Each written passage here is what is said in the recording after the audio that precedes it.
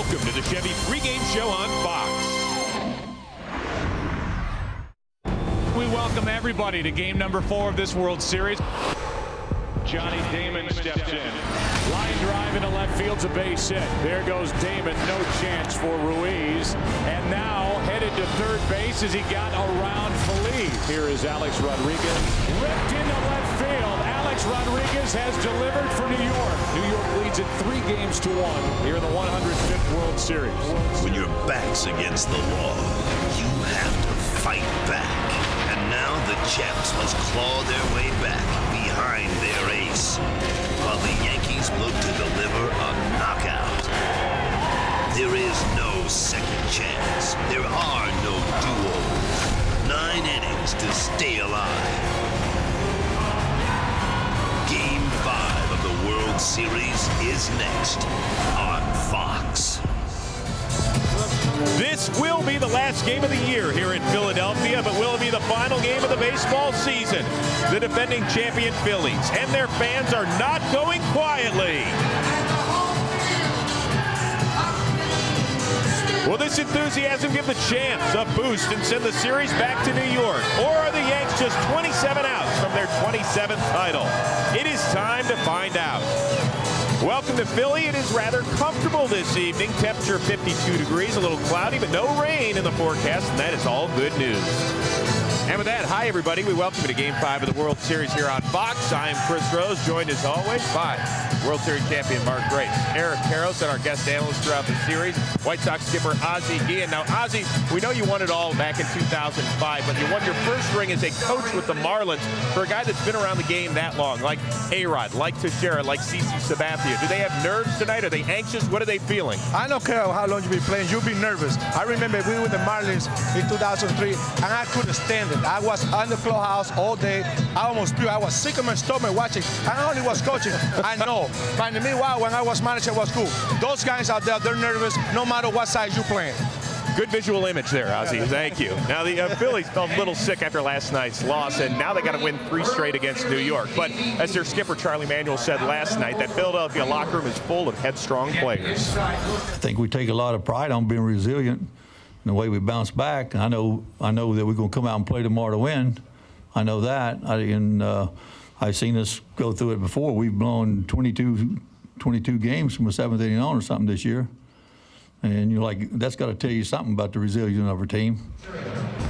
Eric, they got the right guy on the bump, certainly. Well, they really do. I mean, after coming off a hard loss like they did last night, you couldn't ask for a guy that's having a better postseason run than Cliff Lee. 4 starts. He's got 30 strikeouts and only 3 walks. Yankees haven't hit a lick against him. And as he did in the first game, he had 4 quality pitches. If he has those 4 working, or maybe even 3 working, we're going back to New York. Now, no question, Eric. Cliff Lee has been an awful lot of fun to watch here in the postseason. But he's going up against A.J. Burnett, who's coming off his best postseason start, biggest start ever. And I have been doing some research, fellas. Oh, I know that's scary, but I've been doing some research, and this kid has thrown on 3 days rest 3 times in his career. None this year, but in those 3 starts with 3 days rest, 3-0 with a 1.64. This might be all she wrote. Guys, kind of a side story here. Is A.J. Burnett going to retaliate against the Phillies? Because 5 Yankees have been hit by pitches. A-Rod 3 times in 2 games here in Philly. Now, neither team was warned, but Ozzie, if you're Joe Girardi, do you have to tell A.J. Burnett, take care of our guys? Well, he will. It's one guy who will take care of his players. But in the World Series. I don't think they will do it today because I don't think they should take the risk. Let's go play the game, win this game today, and worry about hitting people later. But if one guy will like to hit people to protect his friends, it's going to be A.J. Burnett. Well, and the last thing you want in a World Series is a bench-clearing brawl. That's the last thing you want. However, next year, both these teams share Florida in spring training. I would imagine Joe Girardi, I played with him. He's a tough guy, and you have to protect Alex Rodriguez. So I would imagine there's going to be some Phillies playing dodgeball next year in spring training. You don't have to imagine that. That's going to happen. Without a doubt. It should happen. Undoubtedly, the Phillies felt like they got punched in the gut last night with what happened. They tie it in the 8th inning, then they lose it in the 9th. Brad Lidge gave up his first 3 runs of the playoffs, took a pounding in the papers, as you can see. Now, Ozzie, if the Phillies are up a run going in the 9th, does Charlie Manuel give Brad Lidge the baseball? That's the question. Well, to me, Lee, you had the ball for 300 pitches. I don't care. Your hair fall off. You be my guy. But if I had to go to the bullpen, of course, this guy's my closer. He was good all year long. I know he struggled a little bit. And meanwhile, remember, this guy was one pitch away to have a good inning. Yeah, the question for me, though, isn't the Phillies bullpen. It's the choice of Yankee starters right now. A.J. Burnett, 3 days rest.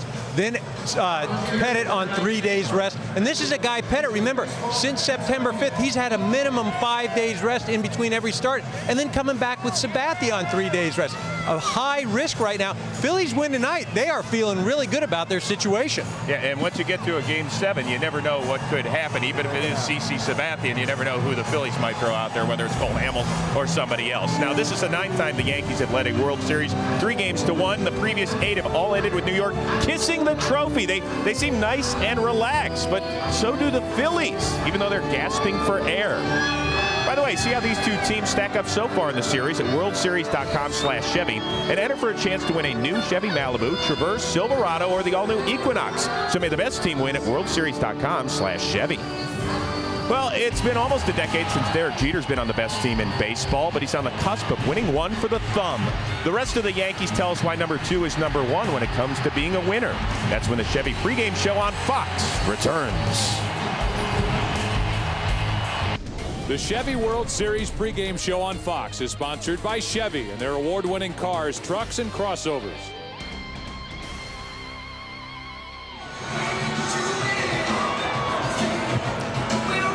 Well, Derek Jeter was a World Series MVP the last time the Yanks won it all in 2000, and he's back at it again, hitting .412 against the Phillies. And the captain is even a bigger hit in his own clubhouse. He plays every day. As long as the team wins, that's his priority. He just does everything the right way. He doesn't make excuses. Derek Jeter with one of the most unbelievable plays you will ever see by a shortstop. I think people take for granted what a complete player he is and how consistent he is. And the one thing about Derek, there's no hoopla. He comes to play every day. You don't ever hear anything about him outside the game of baseball. Jeter hits it into right. Series is tied. He's won. He's done it the right way. I think people look up to him. He goes out there and wants to win the ball game first. That's his priority. He loops out to left field. Going to be a tough play. Jeter on the run, makes the play. And flies into the stands. Oh, what a play by Derek Jeter. That was an unbelievable give up your body play. I tell you what, if you don't watch how he goes about his day, you're an idiot, because you can learn so many things from just watching the way he carries himself. There it is. For 72 years, Lou Gehrig has been the Yankees' all-time hits leader. Now, it's Derek Jeter.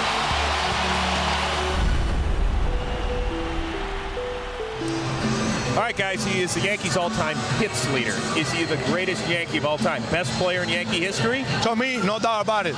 Jeter is God. He's better than Babe Ruth. You know why? Because he's great on the field and awesome off the field. This kid is an outstanding player. Greatest Yankee, you can make an argument. I don't know about the greatest player, but what he's done on and off the field, the way he's carried himself, and especially in this day and age, greatest Yankee.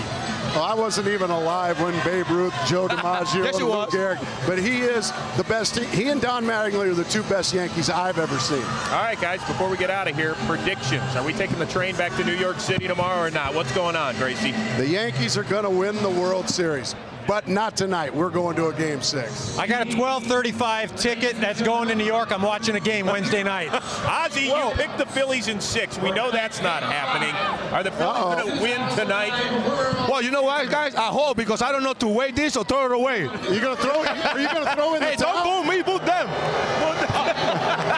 Are they booing? No, they're booing the Yankees, not Okay, you, thank I you. think. Now, listen. If the Yankees do win their 27th championship tonight, Ozzie Guillen says he's going to propose a toast to the New York Yankees and lift a glass as well. Ozzie, what is that? Yeah, baby. What is that? Hey, he looked like Borat. That's a good look Hey, right there. thank you very much. I know my wife got really, really bad taste out there. I didn't know you were from Kazakhstan. I thought you were from Hey, that Caracas. was a 10 now. That was a 10 right there. Is that what it Very was? good. Now, what you think now? Well, I just got something in my face right now because I got root canal today. Oh, that playing hurt. No, I'm here for the game. All right. Yes, I'm ready for it. So everybody up here thinks we're going back to New York. Fair I do. enough. Yes. Cliff Lee's going to pitch a gem tonight. He's been awesome all postseason. It's going to continue. How fun would it be to see Pedro getting the ball Game 6 in New York City with their season on the line? That would be an awful lot of fun. Huh? I think that's going to happen. I'd love a little more Who's Your Daddy. I'm looking forward. So the Phillies trying to become the first team since the '85 Royals to win the World Series after trailing 3-1. But the New York Yankees, yes, they can smell that championship. It's just 27 outs away. In pro sports, it's the New York Yankees and then everybody else. And to be able to play for a championship in New York in the pinstripes, there's not a better feeling in baseball. You know, I couldn't even imagine what it felt like to hold up that trophy. This has been a great journey, unbelievable journey, and you know, hopefully we can get it done. This will definitely hold a special place in my heart and in my career, because this is definitely the biggest moment of my career right now. I think the fans have been waiting long enough. You know, we haven't won since 2000, so hopefully, you know, we can, you know, get number 27.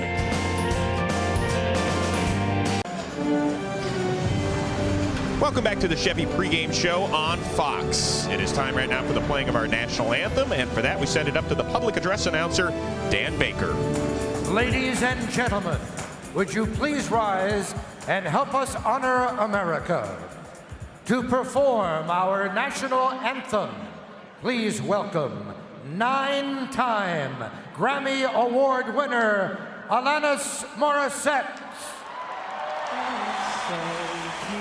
You see, by the dawn's early light, what so proudly we hailed at the twilight's last gleaming, whose broad stripes and bright stars through the perilous fight o'er the ramparts we watched were so gallantly streaming, and the rocket's red glare, the bombs bursting in air, gave proof through the night that our flag was still there. Oh, say does that star-spangled banner yet wave o'er the land of the free and the home of the brave?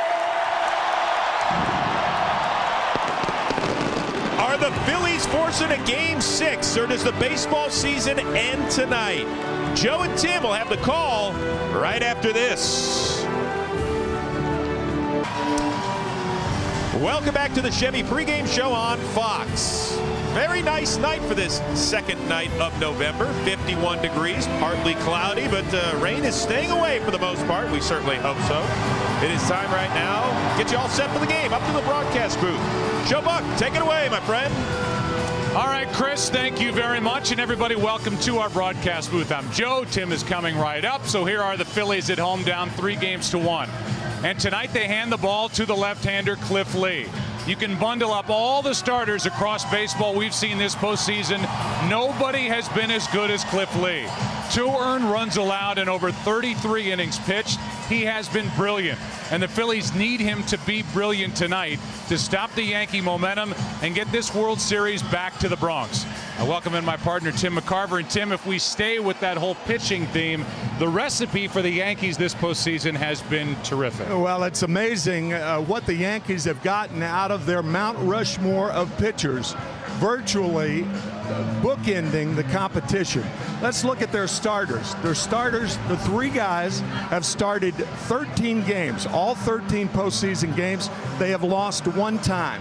Their incomparable stopper, short reliever Mariano Rivera, the best ever, 11 games and 1 earned run. Unbelievable. Yeah, and here's who's been unbelievable with a bat for the Yankees. Alex Rodriguez had only 2 hits so far this World Series, but he has made both of them count. It's Game 5 tonight.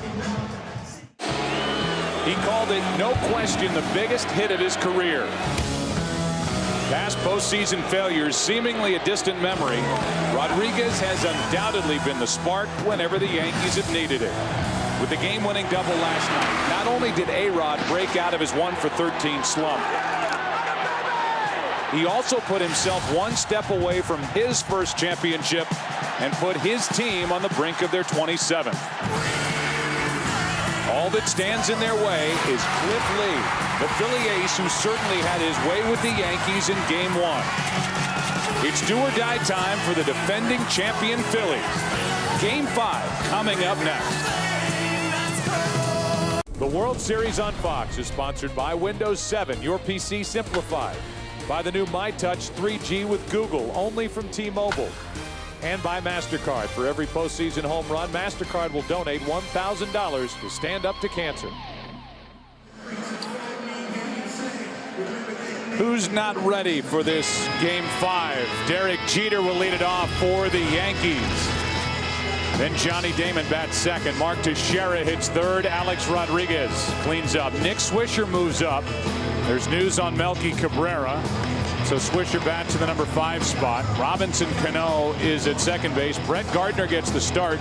Jose Molina does the catching, and A.J. Burnett is his pitcher. And there's Melky Cabrera, who has been deactivated for the Yankees with a bad left hamstring. He looks okay. They look like they're 3-1 in the World Series. He is not available anymore for the rest of this World Series to the Yankees, as they have made the switch and activated Ramiro Pena. And here is Cliff Lee, who this postseason has been fantastic. 30 strikeouts compared to only 3 walks. And he went the full 9 in Game 1 of this World Series at Yankee Stadium, getting the 6-1 victory. Cliff Lee from Benton, Arkansas, and his opponent tonight, A.J. Burnett from Little Rock, Arkansas. The first time that 2 pitchers from Arkansas have ever started a World Series game. A lightning fast delivery. He works deep into the game. He had 8 complete games this year, and he breaks a ton of bats, as he did in Game 1. That spike curveball is what we're looking at right there. In fact, A.J. Burnett throws a similar pitch where he curls that index finger under, and a lot of rep. Game 1, he was unbelievable. Take a look back. Yankee Stadium, and kept the Yankee hitters off balance all night. Throws 91, maybe 92, but according to the Yankees, it appears harder than that. He hides the ball well, and he made those 2 very good defensive plays. In fact, I think that's the biggest thing he's got going for him. Something he had on display in Game 1. And that was kind of that nonchalant attitude. When you talked to him the next day, and you talked about it, he was, almost unemotional. And I think that will serve him well pitching here tonight in Game 5, trying to get this World Series back to New York. I don't think he's going to be fazed at all by this assignment. He was cavalier how he caught that pop-up in Game 1, making that behind-the-back play. And let's see how he gets along here tonight, after being dealt to the Phillies at the end of July from the Indians. Tonight's opening pitch brought to you by Budweiser. With full flavor and a crisp, clean finish, it's what we do. And what Derek Jeter does in the postseason and in the World Series is make things happen. You can see what he's done, hitting .412 during this World Series. He has 1 RBI. That came in last night's game. And he leads it off for New York. Ball 1 from Cliff Lee. I think your point's well taken, Joe. If Cliff Lee was unfazed pitching his first World Series appearance at Yankee Stadium, the new Yankee Stadium, he's not going to be fazed pitching at home tonight. Here's his 1-0 pitch, and a ground ball up the middle. Utley to his right, gloves, throws, good play for the out. Utley had to go a long way to get it, and then Ryan Howard dug it out on the other end. Twice in this series, Derek Jeter has led off hitting balls to the left of Chase Utley. He hits one to the right. Nice play by the Phillies second baseman. And that show of respect by this Philly crowd for Johnny Damon. They boo him, and he was the one who got the 2-out hit last night in the 9th inning that started a 3-run rally. Booing can be good when you're on the road. Yes. Strike one from Cliff Lee. Damon in his career is just 3 for 26 against this Philadelphia left-hander, a 115 average. He's only hit Gil Mesh worse, and that misses down and in. 1 ball, 1 strike. So among active pitchers Johnny Damon has dealt with, Cliff Lee is the second toughest average-wise for him to face. 1-1 pitch. And that's off the end of the bat, falling into center for a 1-out base hit.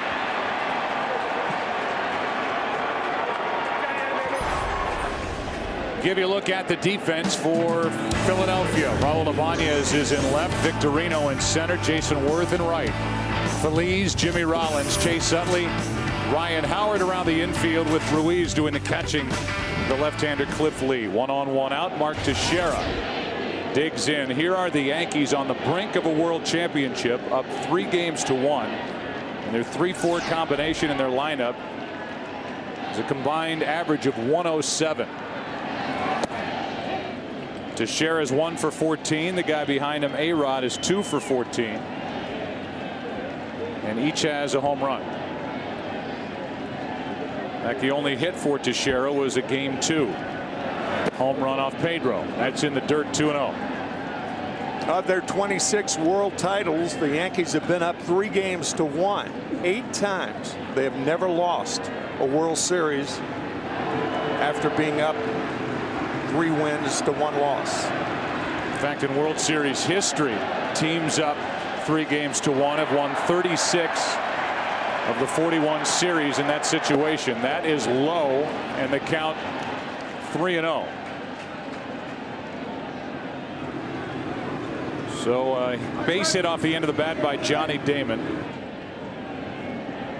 Teixeira waits for a 3-0 pitch, and Cliff Lee, all he has to do is peek into the on-deck circle to see Alex Rodriguez. There's a strike.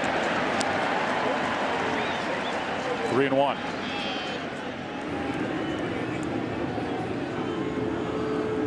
Well, the Yankees want a parade, not Game 6. They want a parade down the Canyon of Heroes in a couple of days.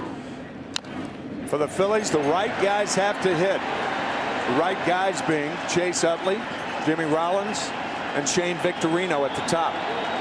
Get guys on base for the middle part of this lineup.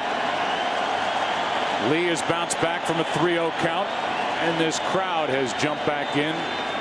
Full count on Teixeira.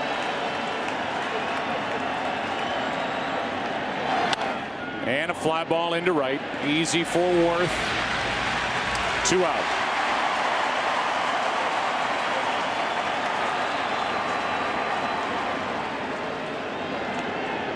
And with 2 out and a runner at first, here's Rodriguez.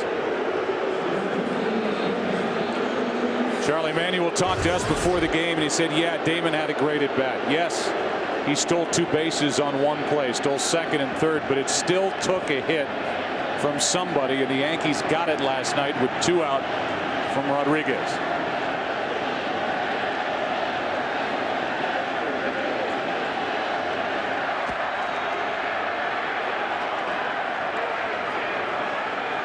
Talking to Carl Willis, the ex-pitching coach of Lee, and he said they used to discourage his move to first base. It was so bad, but he gets rid of the ball so quickly, he's tough to run against. That's down and in ball 1, and you're saying that after that first throw over to first base, which was more like a lob. With Johnny Damon over there, Damon with his 3 steals in this series is only 3 of the postseason.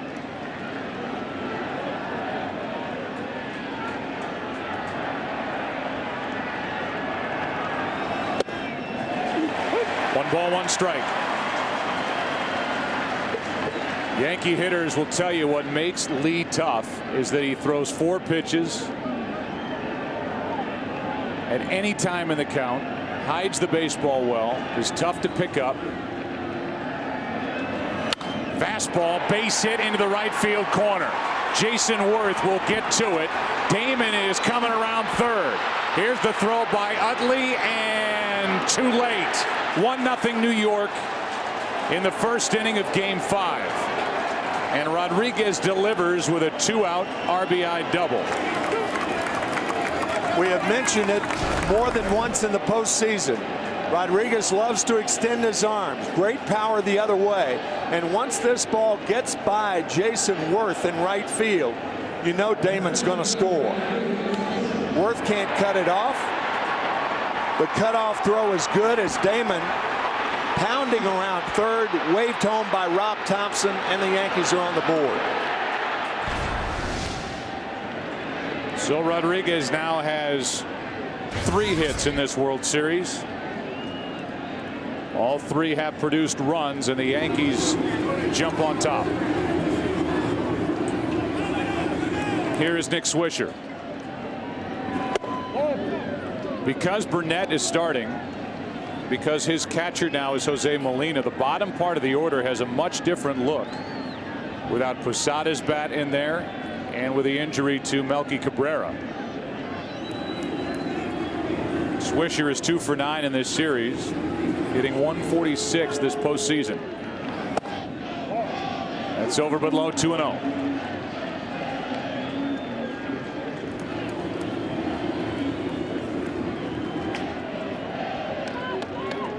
Cliff Lee has fallen behind a couple of hitters here in the first inning, something he did not do in that Game 1 start. And now he's 3-0. Had 3-0 to Mark Teixeira, now 3-0 to Nick Swisher.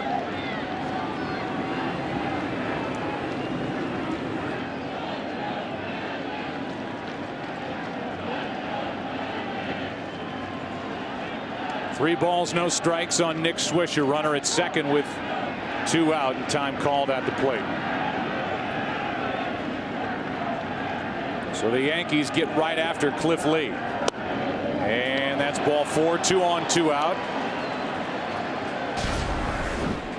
A walk extends the inning for Cano, and now we go back to the slide of Johnny Damon, who had to touch home plate with his hand. That was close.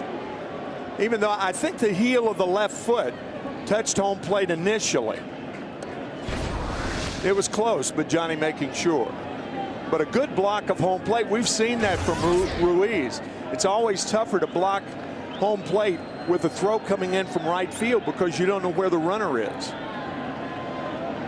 Here is Cano. When you talk about the struggles of Teixeira and Rodriguez as far as total number of hits, throw Cano in there, 2 out of 15. And has not driven in a run in this World Series. Home plate umpire tonight is Dana DeMuth. Joe West is at first, Jerry Davis at second, Jeff Nelson at third, Brian Gorman down the left field line, and Mike Everett, who worked the plate last night, is in right field. 1 ball, no strikes on Cano. And a fly ball into left. Ibanez is there to win the inning. But the Yankees get a run on 2 hits, a walk, 2 left after a half in Game 5, 1-0 New York. The World Series on Fox is sponsored by Gillette Fusion, the #1 razor recommended by dermatologists. By Taco Bell, think outside the bun. And by DirecTV, no one else has all your favorite channels in HD. Let's take a look at the Philadelphia starting lineup. Jimmy Rollins leads off. He's the shortstop. Shane Victorino bats second in center field. Then Chase Utley, Ryan Howard, and Jason Worth. Raul Ibanez is in left. Pedro Feliz, Carlos Ruiz, and Cliff Lee. Here is A.J. Burnett, who this postseason has made 4 starts. He's 1-0, ERA of 3.55, taking on that lineup, trying to build on what he did in Game 2 back at Yankee Stadium. And it cannot be stressed enough that that first point, the first pitch strikes in Game 2, 22 of 26 batters strike 1. And he's got the best curveball in the game if he's right. Charlie Manuel will tell you You want to be aggressive. You don't want to give him strike one, but you also want to see early if he's got his location and if he is able to throw pitch one for a strike. Well, he had it in game 2.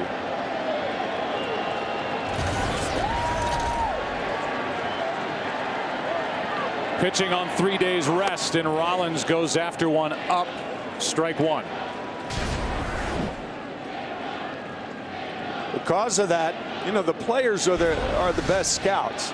And the players know he threw 22 of 26 pitches, first pitch strikes.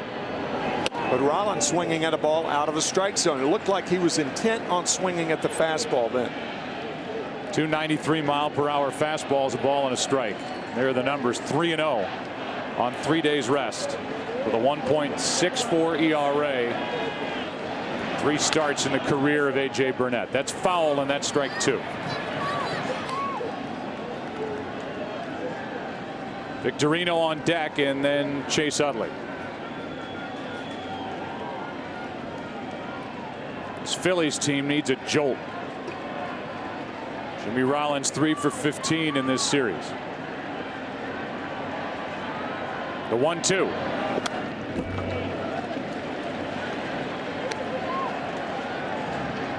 That was a bad breaking ball from Burnett. So the fastball messed up. He's still ahead of Rollins, but a flat breaking ball, the first of the night.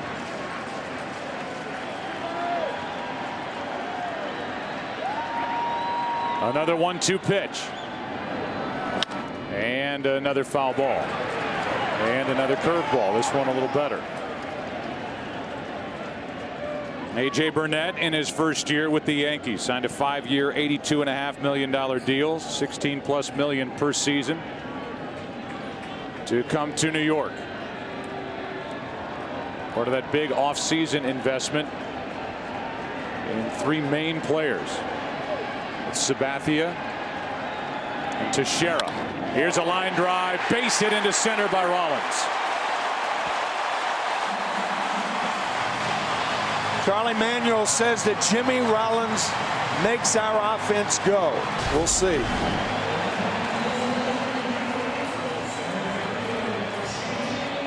Two-seam fastball. He tried to come inside. Rollins said,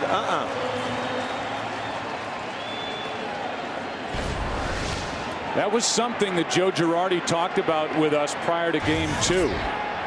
He said when that fastball runs back over the plate like that, A.J. Burnett has struggled in the past. Started inside, jumped over the heart of the plate, and Jimmy Rollins jumped on it. There he goes. And Victorino is hit by the pitch.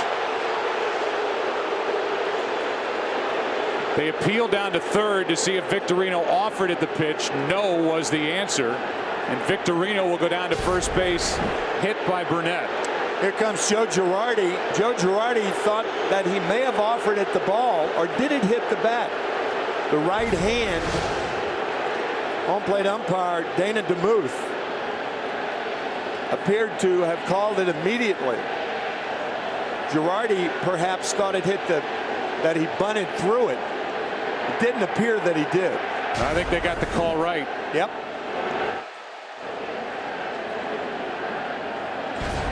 Caught Victorino on the right hand. And they're still looking at it. Meanwhile, last night in the first inning, remember, Alex Rodriguez was hit by a pitch that drew a warning from this umpiring crew to each bench. This is a different situation. Rodriguez had been hit 3 times and has been. At that point, had been hit 3 times over the last 2 nights. Let's listen. That was bone, not wood. That sounded awful.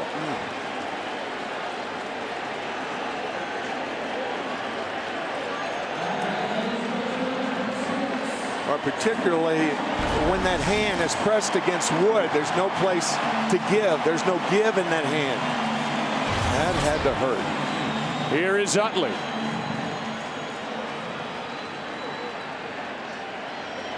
Chase Utley went deep again last night. He has 3 home runs in this World Series, all against Sabathia. 2 on, nobody out for Philadelphia. And a fly ball into right. Back at the wall. Utley goes deep. 3-1 Philadelphia.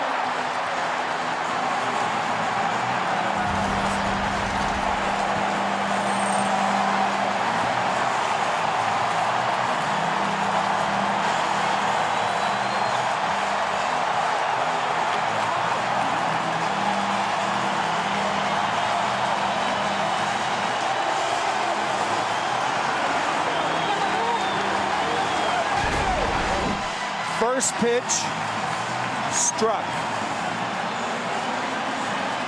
Remember the first point of the scouting report, 22 of the first 26 batters, strike one.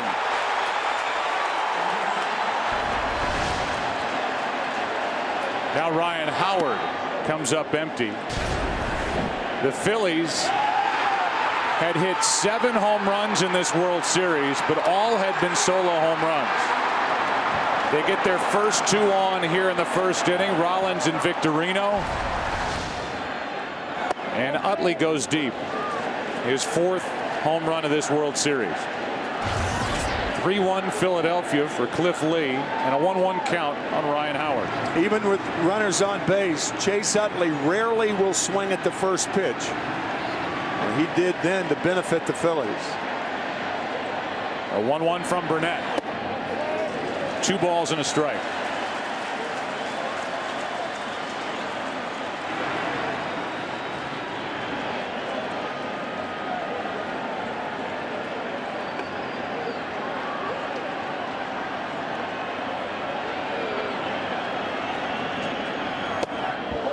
Howard loses the bat on strike 2. Ryan Howard, I'm sure, is tired of looking up at the scoreboard and seeing 2 strikes. But he has struck out 10 times and is just 3 for 17 with 1 RBI in this World Series. Yeah, this is after being the most valuable player in the National League Championship Series.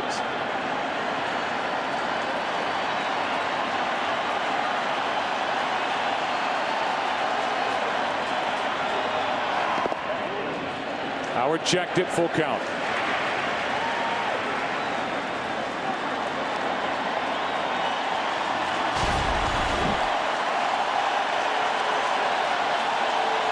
The Yankees got a run in their half of the first, taking the crowd out of it. Chase Utley just brought him back in it.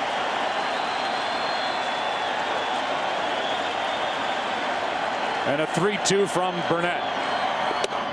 Breaking ball misses for the walk.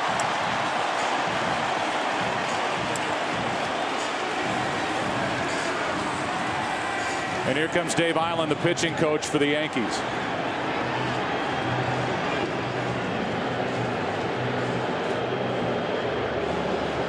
While they talk, if you think about the flow of this World Series and how it's gone through the first 4 games. Philadelphia goes to Yankee Stadium. They have Cliff Lee on the mound, who goes 9 innings, and they win that ball game 6-1. Then it was A.J. Burnett, the man on the mound now for New York, who was dominant in Game 2 with Rivera pitching the last 2 innings. It was a struggle, but he got the save. Then here to Philadelphia, up 3-0 on Andy Pettitte. He figures his pitching stuff out, even gets an RBI base hit. They rally to win it after the Phillies rallied to tie Game 4 in the 8th inning on the home run by Pedro Feliz. Top of the 9th inning, a 2-out rally, and then Rivera does his thing, and just like that, the Yankees are up 3-1. Now the Phillies, facing elimination, gave up a run in the first, come back with 3 in the bottom half, a chance for more. Strike 1 to Worth.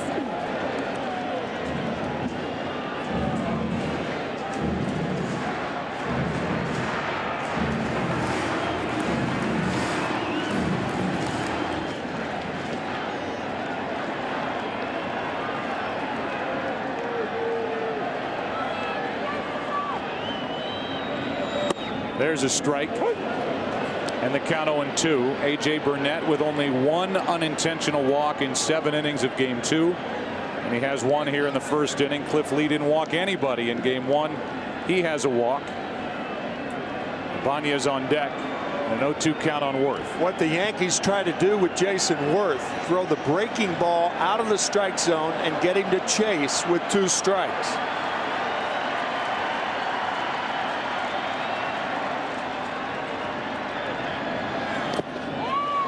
Molina does a nice job to keep it near home plate. That's the problem of that particular breaking ball from Burnett. We've said many times that he shared the American League lead in wild pitches with Felix Hernandez of the Seattle Mariners. A very nice play by Jose Molina to keep Howard at first.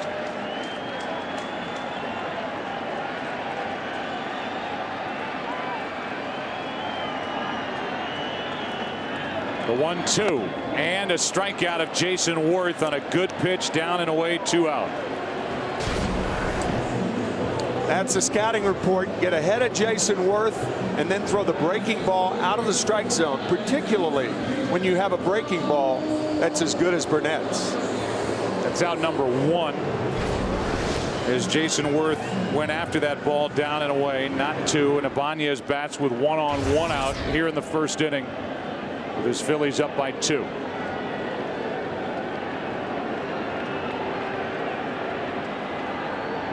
Ibanez 3 for 16 in this World Series, and a ball outside.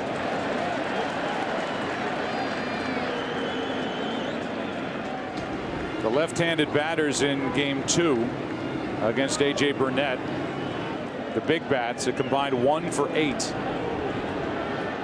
between Utley, Howard, and Ibanez. Back at Yankee Stadium.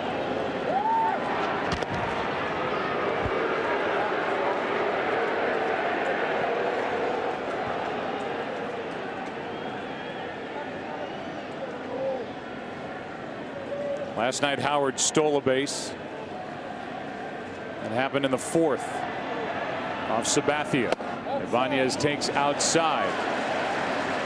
2-0. See what happens when you steal a base? They think you're going to steal the next night too.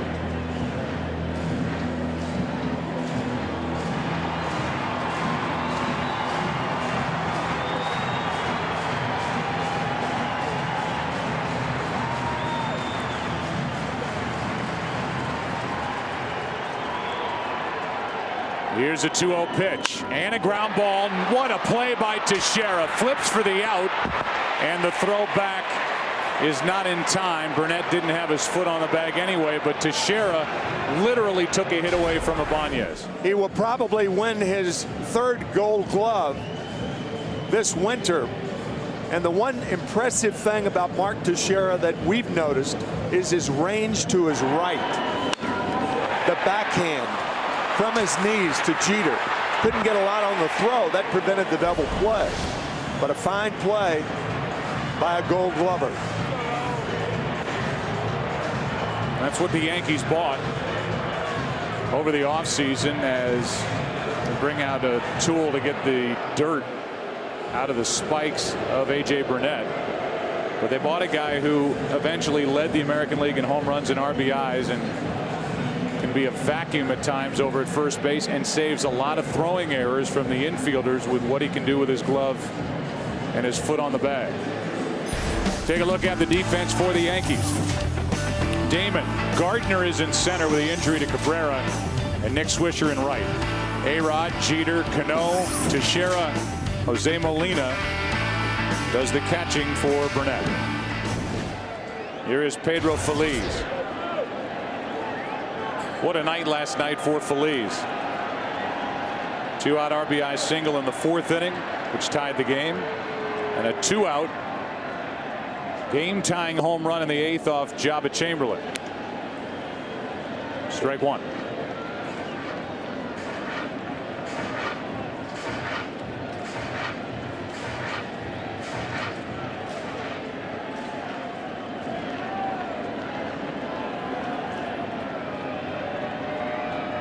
One on, 2 out, ground ball to short. Jeter picks it up, flips for the out. And we go to the 2nd. Victorino was hit, but it was Utley who hurt the Yankees in the 1st. 3-1 Philadelphia after 1 in game 5. Cliff Lee heads back to work through 20 pitches in the first inning. We look out at Shane Victorino, and he really took that fastball off the knuckles when he was hit by the pitch, and he doesn't look good out there at all. That, of course, is throwing hand. He has a very, very strong throwing arm, and the Yankees will take that into consideration when they're running the bases. There's Brett Gardner leading it off, and first pitch misses not only the strike zone but the glove of Ruiz. Ball one. This is where you talk about a difference in the bottom of the lineup for the Yankees with the injury to Cabrera and with Molina in there instead of Posada.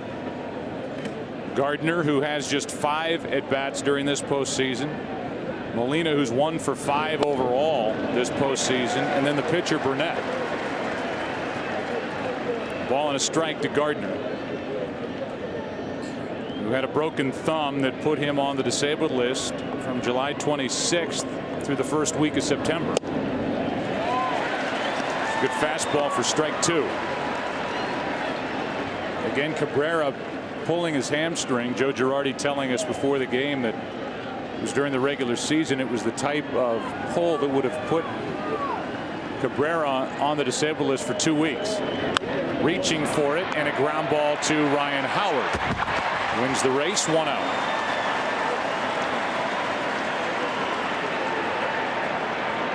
Told you in the first inning that Ramiro Pena, the middle infield type player, has replaced Melky Cabrera on the active roster. And that is a change in baseball since 2007, where teams, because of an injury, can make a roster move within a series as opposed to between series. And it has to be a position player for a position player, or a pitcher for a pitcher. In other words, you can't bring a position player in and take a pitcher off the list. First pitch strike to Jose Molina. 0 for 1 in this World Series.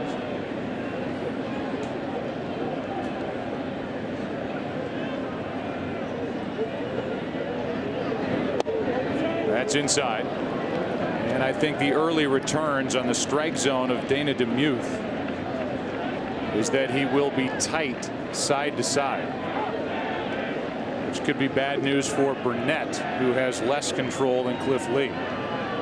Just the opposite of last night's home plate umpire, Mike Everett. The 1-1 is popped up right side, foul ball. Ryan Howard can't get there. Strike 2.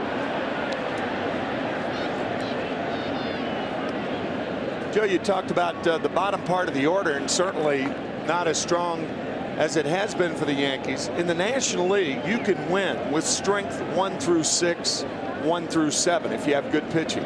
In the American League, you have to be strong 1 through 9, as the Yankees are when they're playing in an American League park. 1 ball, 2 strikes on Jose Molina. And the fastball is up.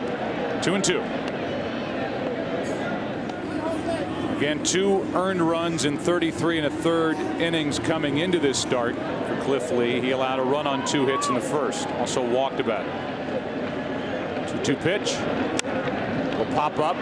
Ryan Howard won't get there. Foul ball. Still 2-2.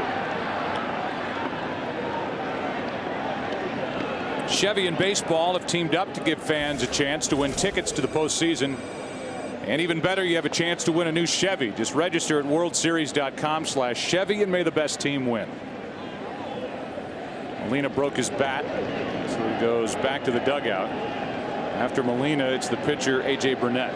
Everybody knows about Mariano Rivera and how he breaks bats, but few American League hitters know about Cliff Lee. Even though he did pitch with Cleveland, Cliff's a different pitcher with the Phillies than he was with the Indians. 2-2. Left side, and Feliz can take his time. 2 out. We talked about the spike curveball of Cliff Lee, where he curls the index finger under. Well, A.J. Burnett also throws the spike curveball. Little different grip. Looks like A.J. Burnett uses the seam to get the break. and Cliff Lee not necessarily so.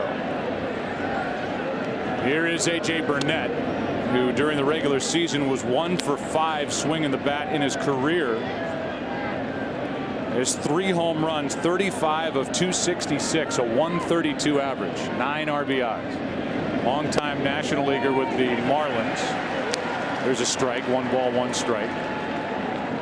Lee signed as, or rather Burnett signed as a free agent with the Blue Jays and was with Toronto from 06 through 08. Now in his first year with the Yankees, pretty good rip. But a 1-2 count with 2 out, nobody on.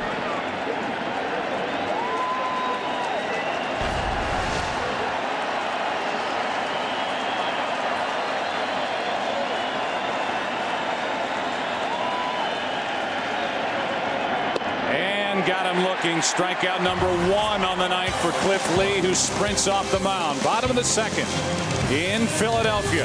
Phillies up by 2. The World Series on Fox is sponsored by Budweiser, with full flavor and a crisp, clean finish. It's what we do.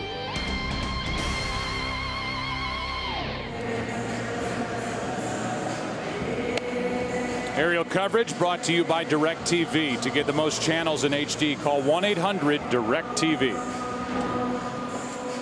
How about our Jeep trivia question before the bottom of the second with the Phillies up 3-1? The Yankees have won 26 World Series titles. Which American League team has the second most?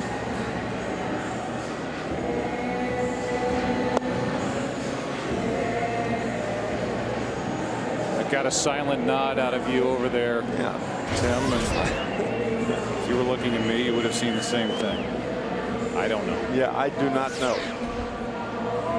We'll just wait and find out at some point as we make our way through game number 5. Here is Ruiz, the number 8 hitter. Cliff Lee, the pitcher, will follow, and then Jimmy Rollins. You start looking and comparing the bottom of the order in each side. Now I would say that the Phillies have the advantage, at least with the 7 and 8 hitters compared to what the Yankees are featuring 7 and 8. First pitch is high, and Burnett has missed up quite a bit here early. Ruiz is a guy that's hit .353 in his last 17 postseason games. 3 home runs, 1 home run in this World Series, and that misses. 2-0. Charlie Manuel telling us before the game that just because Burnett threw first pitch strikes his last outing doesn't mean he's going to throw first pitch strikes tonight. That's high. 3-0.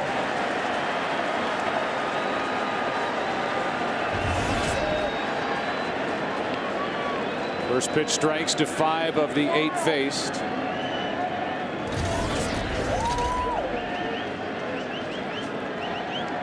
.3-0 on Ruiz, and a strike. 3-1. Ruiz in his history during the World Series last year in this 9 for 28. Swing in the bat. 3 for 12 this year.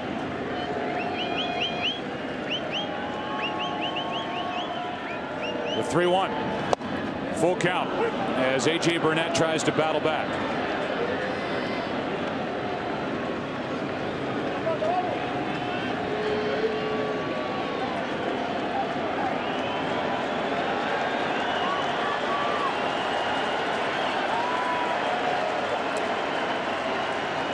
.3-2 and a strikeout of Ruiz. Second strikeout for Burnett. Major League Baseball encourages all fans to support ALS charities. Go to MLB.com/4ALS to learn more about this important cause. And tonight we tip our cap to Michael Goldsmith, who inspired the 70th anniversary commemoration of Lou Gehrig's memorable speech. Sadly, Michael passed away yesterday after a lengthy battle. His legacy lives on as we dedicate Game 5 of the World Series to the MLB mission of assisting in the fight against ALS. 1 pitch to Cliff Lee, grounds out to Teixeira. 2 out, nobody on, and I'm sure anybody who has experienced that disease or knowing somebody with ALS, it is a nasty disease, and our thoughts are with Michael's family tonight. 2 out, nobody on, and Jimmy Rollins, who got it started for Philly in the first inning with a single and scored on the homer by Utley, steps in.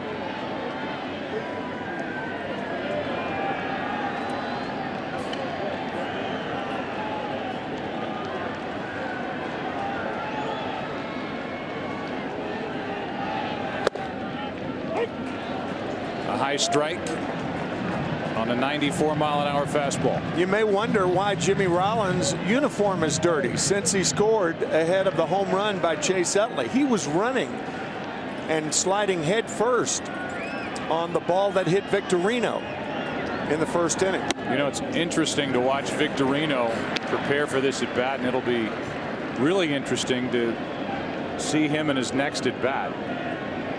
Hit on the knuckles his first time up, and we'll see how he's able to grip it. He's already, as you could see there, holding that index finger off the bat. I wonder if that's how he's going to grip in his next at bat.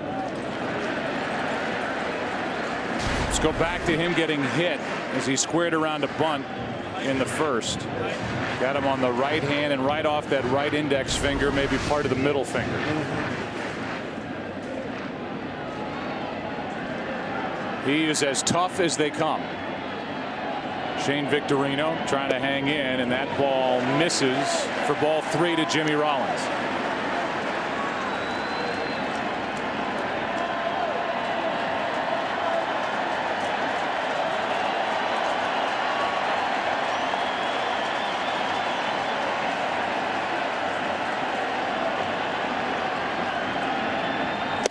And a 2-out walk.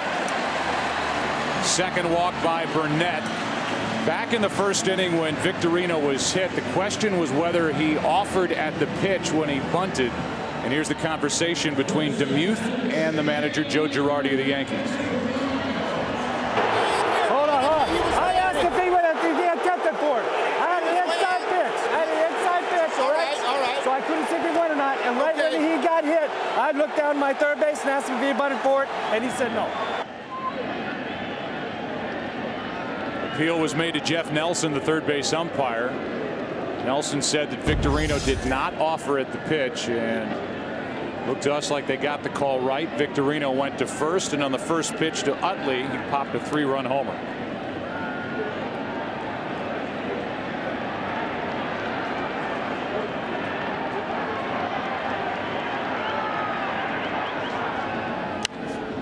Popped up. Victorino shakes out that right hand, and Jeter puts it away to end the inning. A walk, a man left. Phillies have left 2. Watch Victorino. Third inning, game 5, 3-1 Philadelphia. There is a lot more evidence that the right hand, and in particular that right index finger for Shane Victorino, is hurt. You wonder if he'll be able to finish this game 5 and what he would be available for the rest of this series. And we'll show you some of the video. Here it is. Here's him just taking off his batting glove after popping up. Gingerly. And then the frustration. Not able to throw the ball very well in center field either, as Jeter leads it off. Top of the order for the Yankees, down by 2 here in the third inning, and there's one inside from Lee. Ball and a strike, and that's just him trying to grip the baseball and throw it. And once again, that could come into play for good base runners like Derek Jeter. They'll take advantage of that. There's a fastball for a strike from Lee to Jeter, 1-2. So the Yankees have lost their center fielder Melky Cabrera, who hits down deeper in the lineup. It would be a big loss for the Phillies if they lost the presence of Shane Victorino, their number 2 hitter, and a very good center fielder defensively. Change up grip to a fastball. 2-2. So Lee starts with a changeup grip in his glove. and then shifts to a fastball grip so that these Yankee hitters can't pick up what pitch is coming, and the count 2-2. Or the first base coach, Mick Kelleher, who has the best view of the left hand of Cliff Lee. For a right-hander, it'd be the third base coach. He does it again. And Jeter grounds to third for Phillies. 1 out.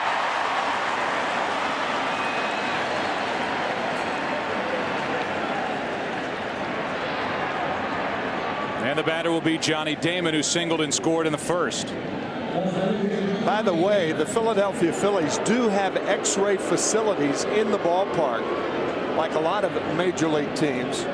In such a situation where a player is hit by a pitch and needs to be X-rayed, that would certainly be the course of action, I would think, of Victorino. Damon is developing a reputation here in Philadelphia.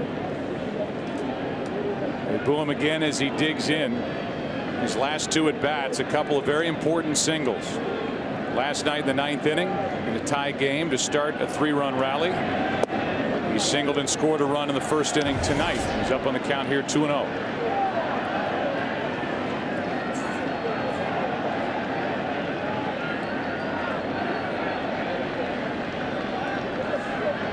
And the next from Cliff Lee. Strike 1.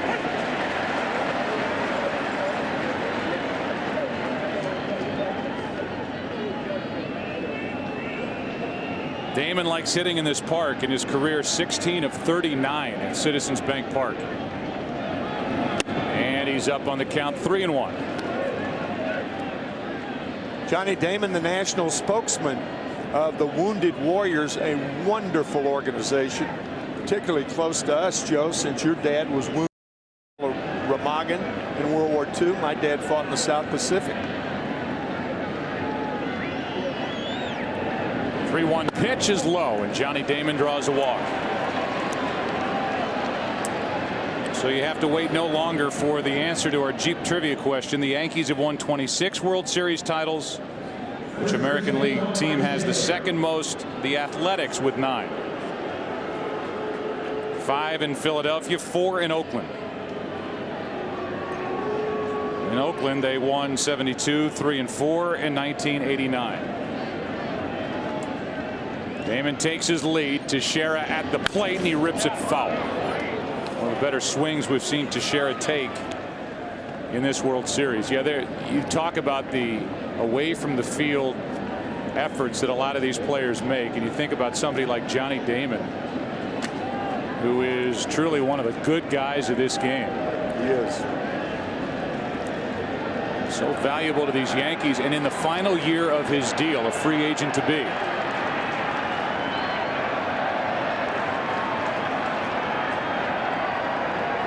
He can run, he can hit for power, he hits for average at 282, hit 24 home runs, stole 12 bases. He's stolen 3 this postseason. And he's on for the second time tonight against Cliff Lee. Here's a 1-1 to Teixeira, and a grounder foul, strike 2. Joe Girardi, the Yankee manager, talking about Johnny Damon, said that he remembers a skinny little kid running around in the outfield, could run like the wind, playing for Kansas City a decade ago. But you don't realize how big Johnny Damon is.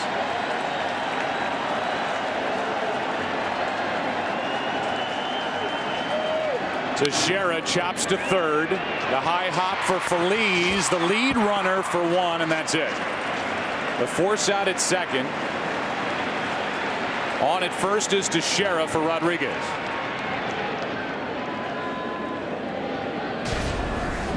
We had a play during the ALCS with Eric Ibar around the second base bag, not touching the base. Tough to tell on that replay whether Utley got his foot on the bag with the ball in his glove. I don't think he did. He's straddling the bag. He never touched the bag. That's that neighborhood play that we were talking about in Game 2 of the American League Championship Series. He may have brushed it with his left foot. There's a strike to Rodriguez. But normally second base umpires will give the second baseman the benefit of the doubt when he's close. The call we're talking about was in that terrific Game 2 of the ALCS. It lasted 13 innings. Here's Rodriguez with a fly ball into right center. Going to get it is Victorino. He can catch. That glove on his left hand. Who's coming up for the Phillies? Utley, Mr. Home Run, with 4 in this World Series. Howard and Worth to follow. Phillies up by 2.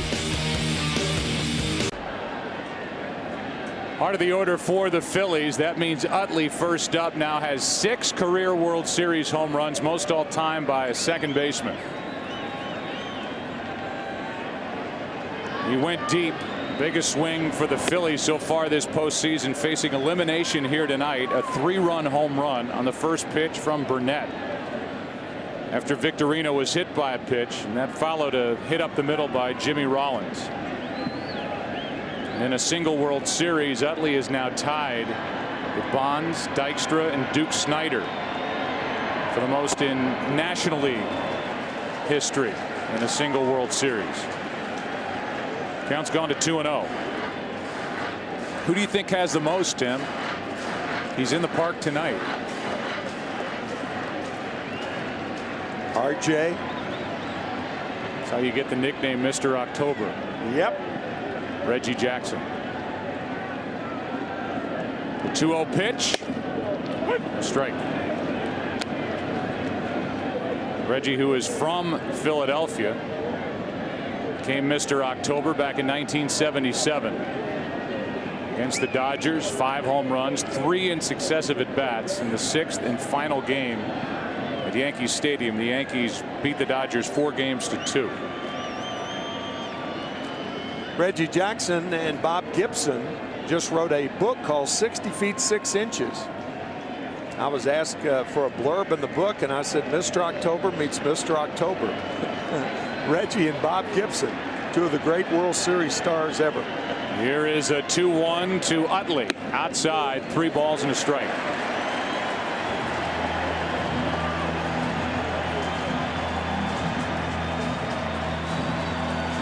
Burnett has walked 2, and he threatens to walk Utley. He has to come into him, and that has not gone well for Yankee pitching so far in this World Series.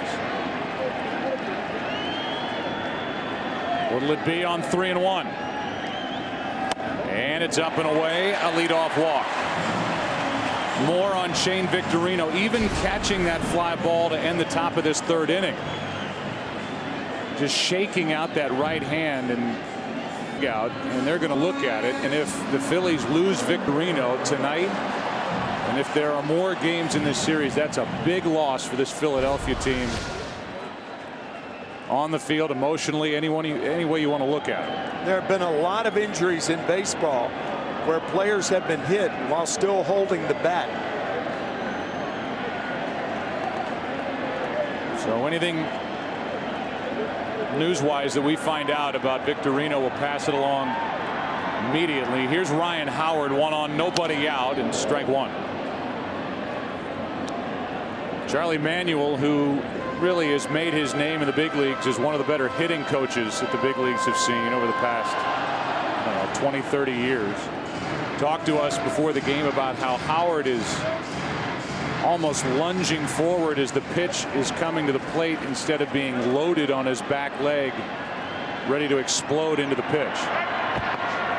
What happens is you're not on your back leg and you're leaning forward, and what that does, it saps the strength out of a swing. You have nothing left with which to hit but your arms. And that is a formidable body when he unloads on one. But staying back, one of the key things to hitting. Waiting, staying back, and having quick hands. And that combination combined for 47 home runs total, including the postseason here in 2009 for Ryan Howard.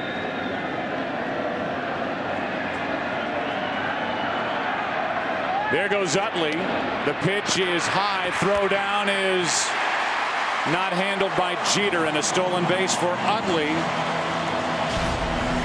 He's 3 for 3 this postseason, Tim, and 26 for 26 Utley in stealing bases in 2009. The throw low, but you can realize the problems that Molina had in getting rid of the ball. It's a lot tougher for a catcher to throw with a left-handed batter up there, particularly a left-handed batter that you almost have to throw over. So a short hop and Utley's in there.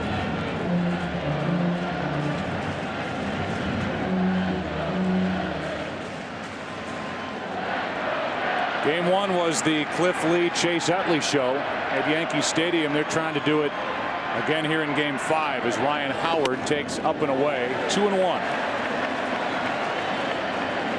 Nobody out in the inning, a walk and a stolen base. Jason Worth on deck.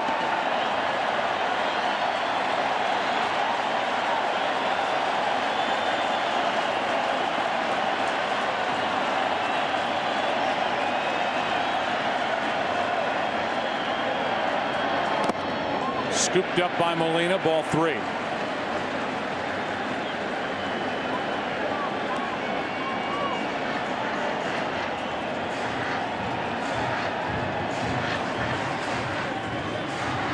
Two veteran left-handers talking it over. Jamie Moyer on the right, Cliff Lee, tonight's starter for the Phillies, on the left.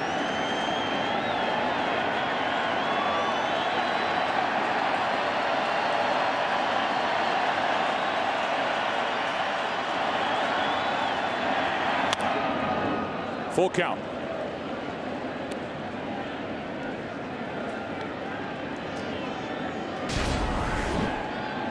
He lunges at this fastball. Watch the front part of the body open up, and Ryan fouls it off.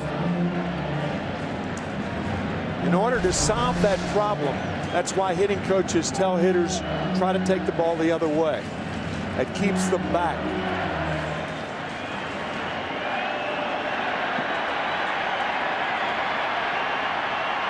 3-2 pitch. And a check swing on a pitch in the dirt. 2 walks in the inning.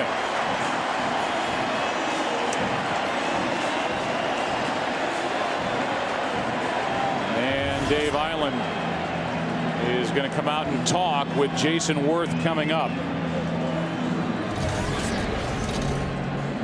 The Yankees are seeing night and day out of A.J. Burnett.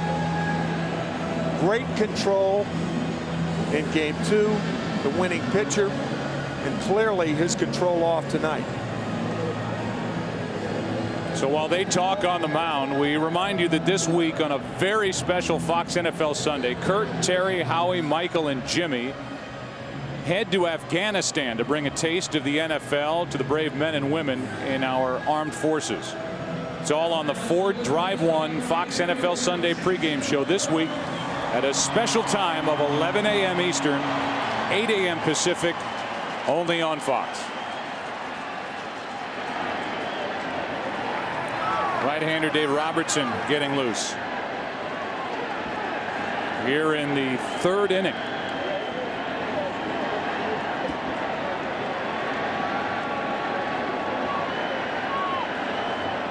Two on with nobody out for Jason Worth. And a ball starts this at bat. Worth with 7 home runs this postseason. 2 in this World Series for his only 2 RBIs. Coming in Game 3.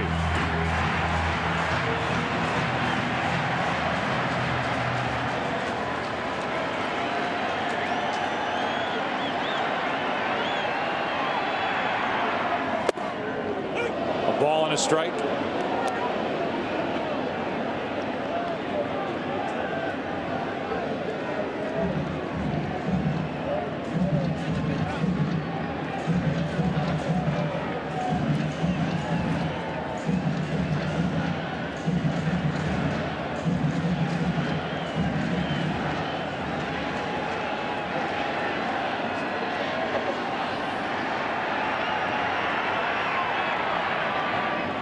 Worth comes up empty. Big swing, strike 2.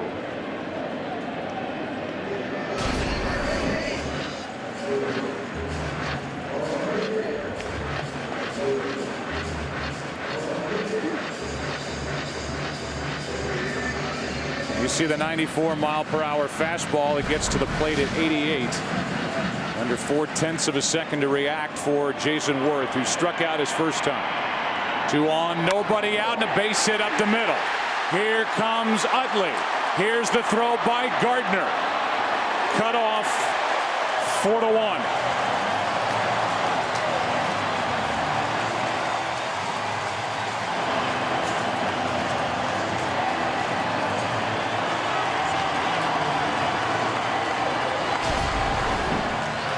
You may remember the first breaking ball with 2 strikes to Jason Worth from Burnett was low and away out of a strike zone. This one hangs in the middle.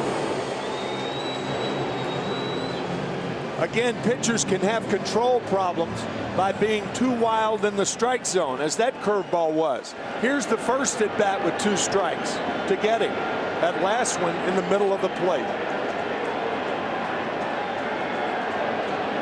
And driven into center for an RBI single to score Utley. Still nobody out. Here is Ibanez. 2 on, and what a rip by Raul Ibanez, who hangs his head after not putting that one into the seats.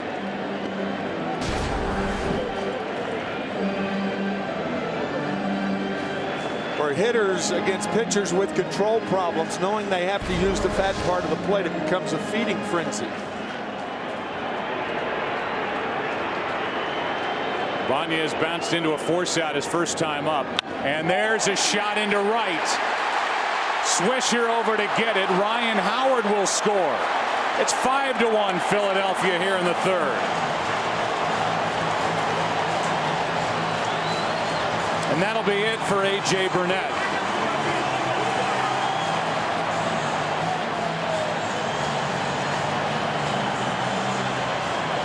Who on 3 days rest lasts only 2+ innings and is chased by this from Ibanez. 1st and 3rd, nobody out. Phillies facing elimination, up by 4.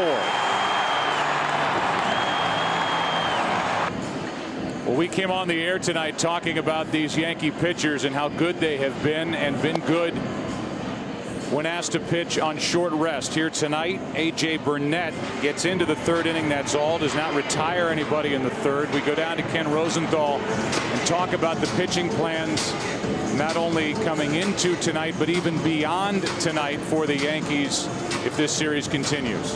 Well, Joe, they'd have to go on 3 days rest again with Andy Pettitte in Game 6 if that were to occur. The Phillies would counter with Pedro Martinez, who would be pitching on normal rest, but his 2 excellent starts in the postseason were both off long periods of rest. So we'd have to see how that would play out. Game 7, CC Sabathia on 3 days rest again, and for the Phillies there would be a real question: Cole Hamels or Jay Happ? Thank you, Kenny. More to talk about on that topic as we make our way through Game 5. 1st and 3rd, nobody out. Phillies dealing with Robertson. Ball 1 in the dirt, blocked by Molina. It's Worth at 3rd. It's Ibanez at 1st. Both with RBI singles in this 3rd inning, and it's a 5-1 Philadelphia lead. The deeper into this postseason you go, Joe Girardi's plans from early September was to go with 3 starters in the postseason. And that's what the Yankees have done. This is game 14 of the postseason, and they've only used 3 starters. So if they get to game 6 and 7, my view of that was, why change? That last pitch, an illustration of the tight strike zone, and the count 2-0 on Phillies.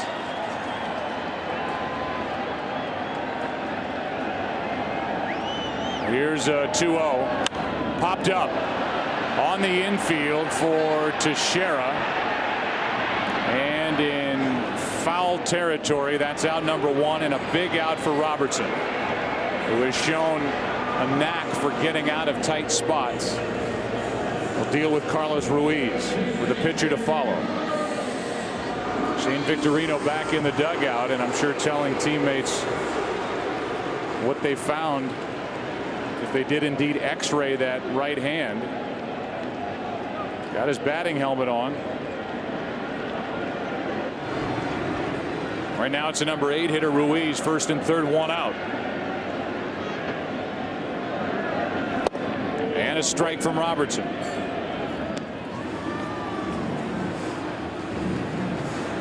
First time this entire postseason that a Yankee starter did not go at least 6 innings. And Burnett could not get it out in the third. Now it's up to Robertson. 0-1 is fouled back, strike 2. And Robertson could keep his team in this game and make all of that conversation, if the Yankees can rally, about game 6 or 7 irrelevant. But a tall order for the Yankees tonight to rally against Cliff Lee, who was settled in after allowing a run on 2 hits and a walk in the first. 0-2. Left side to the plate is Worth, and the only out at second. It's 6-1.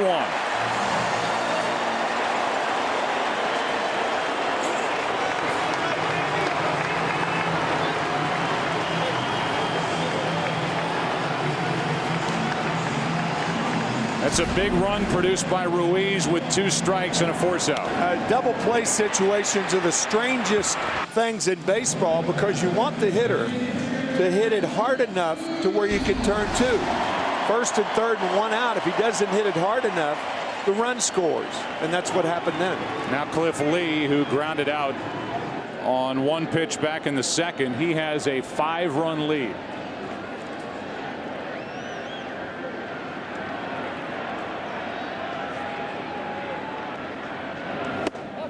That's outside, ball 1. The other name, and we heard Ken Rosenthal, so it's worth talking about with regard to a potential game 7 in this World Series, is the guy at the plate, Cliff Lee. They will all be available, and it would be Lee's side day, as Lee hits one into right center field for a base hit. And it's 2 on with 2 out, and Lee gets his 3rd hit of this postseason.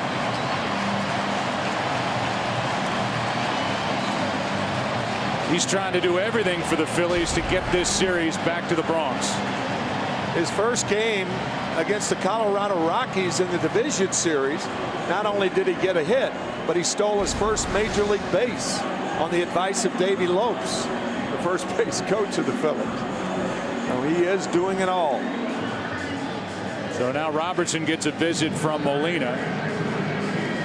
It's 6-1, and Jimmy Rollins, who's 1 for 1 with a single, a walk, and a run scored, steps in.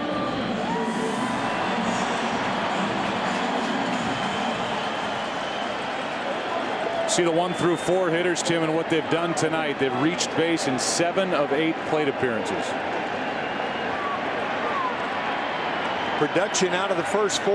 That's why the Phillies, in large part, are in the World Series. There's a strike and a breaking ball. The Victorino is on deck.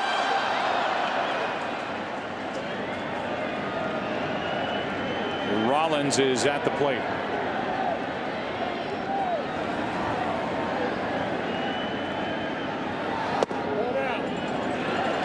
One ball, 1 strike.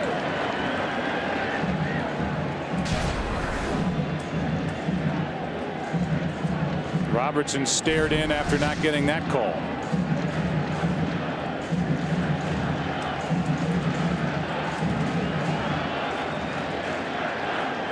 Two on, 2 out, 1-1 pitch. On the outside corner, good pitch by Robertson, who's made some good pitches since entering here in the 3rd inning, strike 2. Joe Girardi likes to say about David Robertson that he has swing and miss stuff. Talked about DeMuth being tight side to side. That was a wide strike after not giving a low strike the previous pitch, and Molina will go out and talk with Robertson.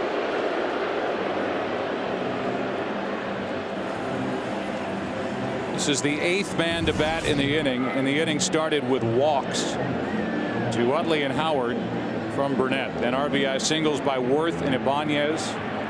Burnett gone. Responsible for not just the 6 runs that have scored, and now with 2 on, And 2 out. A foul ball off the bat of Rollins.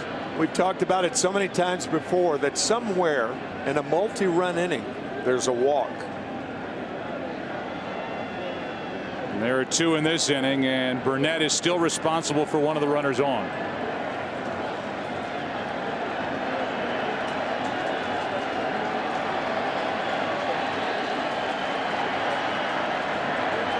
There's strike 3. Robertson gets out of the inning, and we go to the 4th. Game 5. Philadelphia doing what it needs to do here tonight. 3 in the 1st, 3 in the 3rd, and a 6-1 lead here in Game 5.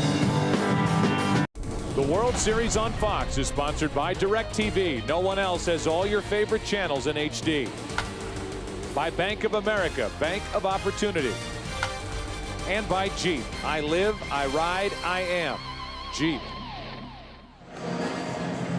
Cliff Lee back to work, 4th inning, 6-1 Philadelphia in Game 5. News on Shane Victorino. For that, we go down to Ken Rosenthal. Joe, Shane Victorino indeed had an X-ray. He looked at me, said, "It's not broken, I'm fine." And that's probably as simple as he'll keep it. We talked about his toughness and very important part of this lineup for Charlie Manuel. Now Nick Swisher will lead it off against Cliff Lee. Lee hasn't allowed a hit since Alex Rodriguez hit an RBI double in the 1st inning with 2 out. Phillies came back with 3 in the 1st on a 3-run home run by Chase Utley. Pushed 3 across in the bottom of the 3rd, lead at 6-1.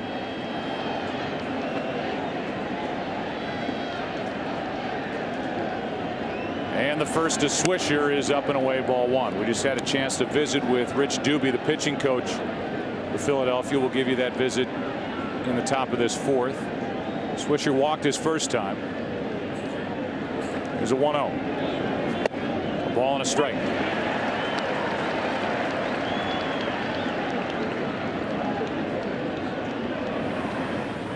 Alfredo Aceves is getting loose for the Yankees in their pen. That misses, ball 2, 2-1.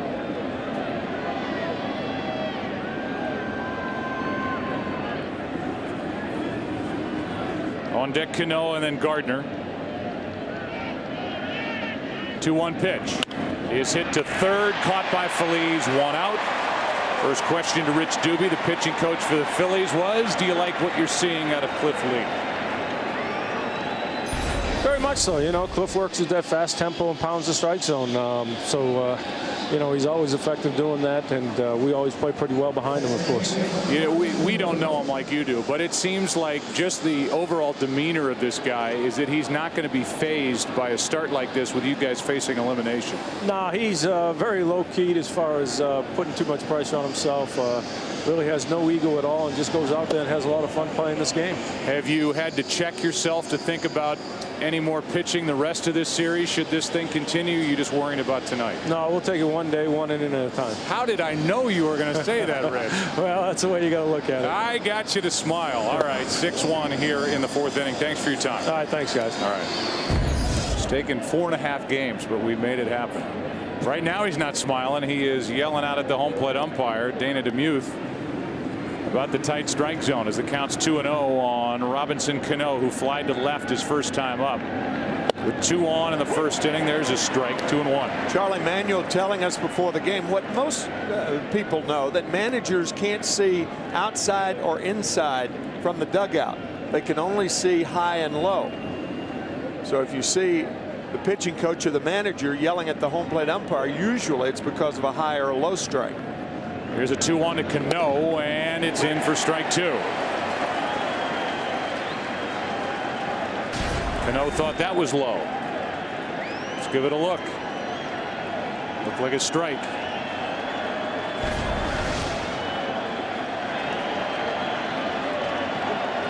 Cano 2 for 16 in this World Series. Hits it hard, but right at Utley.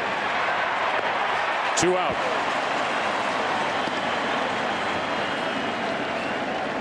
And with the bases empty, Brett Gardner will be the hitter. Why it's so unusual for Cano to be 2 for 17. Keep in mind that Derek Jeter and Robinson Cano, both with over 200 hits, as middle infielders. It's the first time that that's happened in 112 years. You and I read that stat coming into the postseason, or when you and I picked it up in the ALCS. I had to read it twice to make sure I got it right. Yeah, you're going, what? That's it. That's the first time a middle infield combination did that with the bats. 200 plus hits, and Cano is really struggling. 2 for 17. Gardner's in the hole, 0-2. And Lee has for sure settled into this Game 5 start.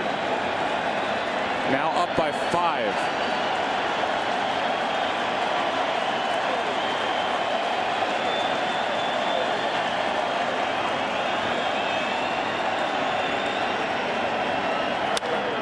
Left side, Rollins got a tricky hop, shows the arm. And a 1-2-3-4 for Cliff Lee. A look at City Hall here in Philadelphia with the hometown Phils up by 5. Aerial coverage tonight brought to you by DirecTV. To get theater quality picture and sound on every channel, call 1-800-DirecTV. 2, 3, and 4 hitters for Philadelphia up by 5. Playing behind their ace, Cliff Lee. Here's Victorino. And there's a ball from Robertson. Nice job by Robertson. Coming in with 2 on and nobody out in the 3rd inning. Made some good pitches, limited the damage. The line for A.J. Burnett, 2+ innings, 6 runs on 4 hits, 4 walks. Big difference from game number 2 and just 2 strikeouts, hit a batter, and allowed a home run. The 2-0. 3-0 on Victorino. Seeing Victorino with that sore right hand, I hope this story does not appear to be self-serving, because it's not intended to be. But on May 2nd, 1970, my first year with the Phillies, I broke my right hand with Willie Mays hitting. In the same inning, 1 out later, Mike Ryan, the other catcher, broke his left hand. 2 broken hands, 1 out apart on May 2nd, 1970. And we heard the report from Ken Rosenthal, no break in that hand, at least the initial look, and a ground ball to the second baseman off the bat of Victorino, 1 out as Cano makes the play. And we go to another catcher with that shaking of the right hand by Victorino. Hear from Joe Girardi and talk to him about the difference between Burnett tonight and game 2. Well, he didn't have the command that he had the other night. His fastball command wasn't as good, and neither was his breaking ball. And you know what's going to happen with a club like this. If you make mistakes, they're usually going to hurt you. And we look at the other side. Cliff Lee had, I guess you could call it a rough first inning. He looks like he's settled in now. Yeah, I mean, we've had good at-bats. We just hit 3 balls hard in that inning, and if the good at-bats continue, you hope you can scratch some runs across and get back in the game. I think people could overlook the injury to Melky Cabrera, but it really changes the look of the bottom of your lineup. That's a big loss for you guys. It does change the dynamic, because he's a switch hitter, and we like having all the switch hitters in the lineup, and we're going to miss him, and Gardy's going to have to step up. We appreciate your time, Joe. Thanks. Thanks, guys. 45-year-old manager Joe Girardi, his 2nd year. In the corner of the dugout for the Yankees. 0-1 pitch to Utley, skips in. Good job by Robertson to come back and get Victorino on a ground out to start the bottom of the 4th, and it's a 1-1 count on Utley. He's hit a 3-run homer, walked, stolen a base, and scored a run. So he scored twice and driven in 3.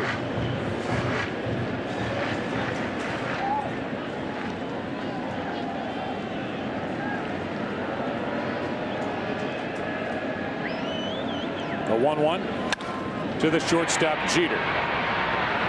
Gobbles it up, throws him out, 2 away.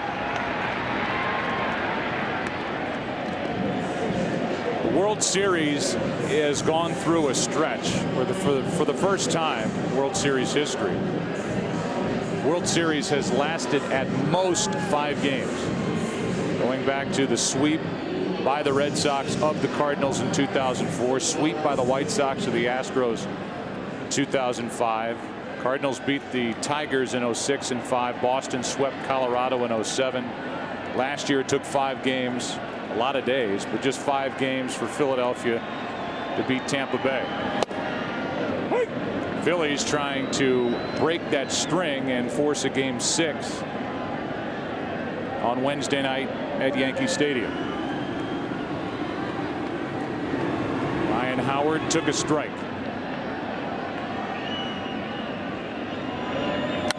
And now fouls away another. 0-2.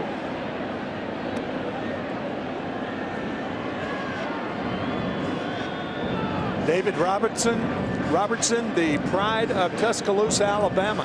In fact, his dad is here tonight. He couldn't make the games at Yankee Stadium. He was too busy, as he is a poinsettia farmer. So this is a busy time of year for David's dad. Holiday season coming. 0-2 pitch, and upstairs, ball 1.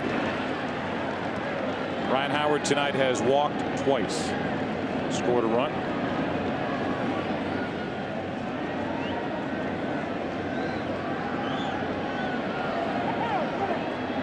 Time called by Molina.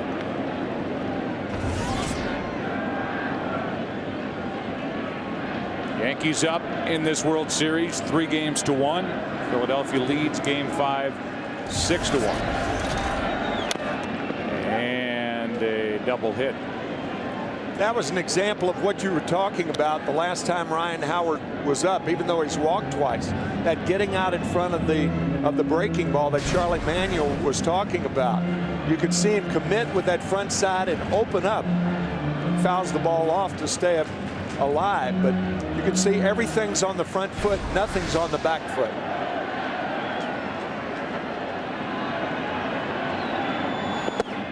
Able to lay off the pitch. 2-2.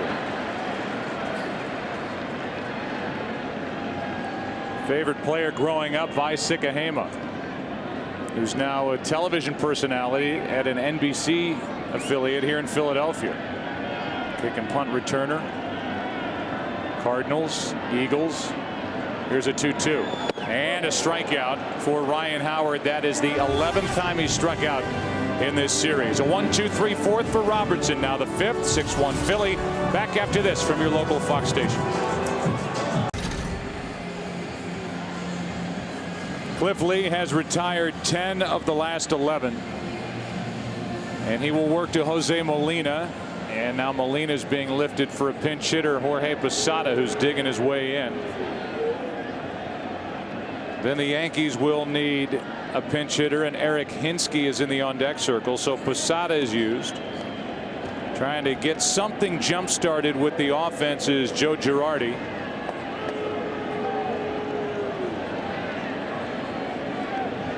And here's the first from Cliff Lee. Fastball, strike 1. And Aceves is still getting loose.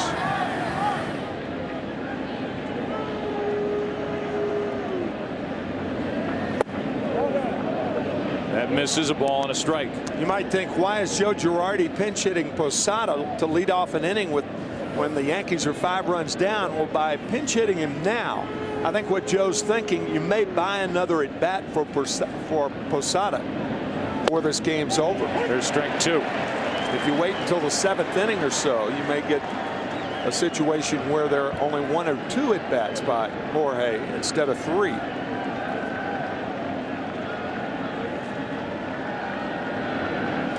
Ground ball to Utley. A couple of shuffle steps to his right. 1 out. We mentioned the great food at Citizens Bank Park last night. One of the features is put together by a favorite Philly, Greg Luzinski, and we'll hear from him and take a look at it after Hinsky does something here with 1 out, nobody on. That means that Robertson's night is finished, and he did a nice job. He went 2 innings, allowed only 1 hit, struck out 2, no runs.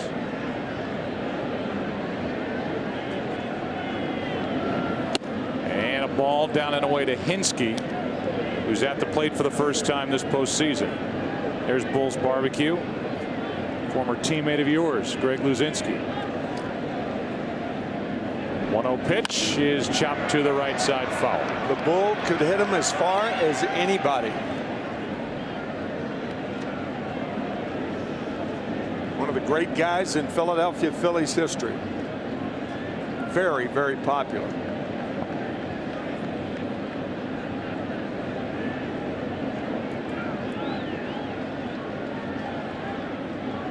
Cliff Lee is dealing, and the 1-1 is down and in a bit. 2-1.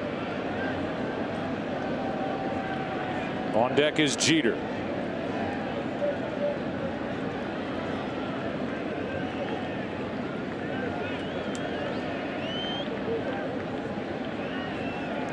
Here's the 2-1 from Cliff Lee, and that's outside. 3 balls and a strike.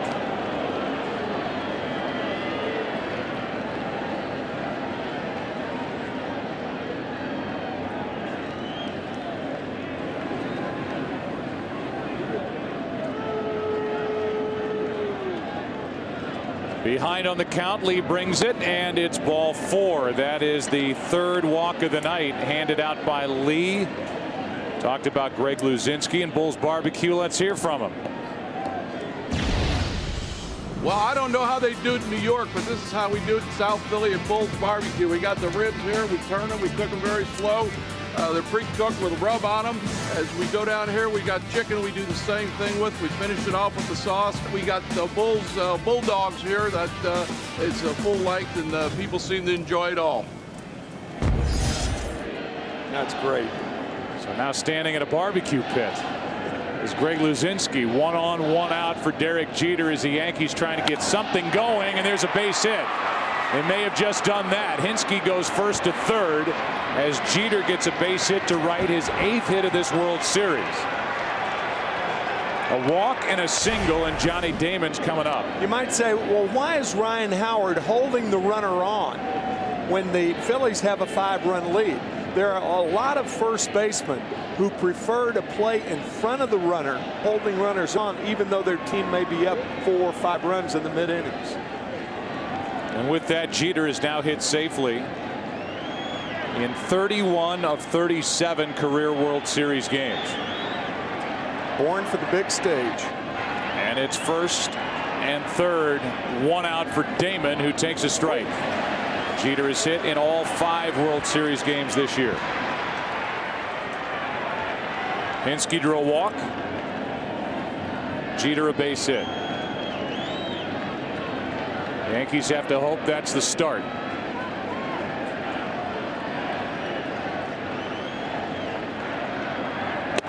High and tight, 1 ball, 1 strike.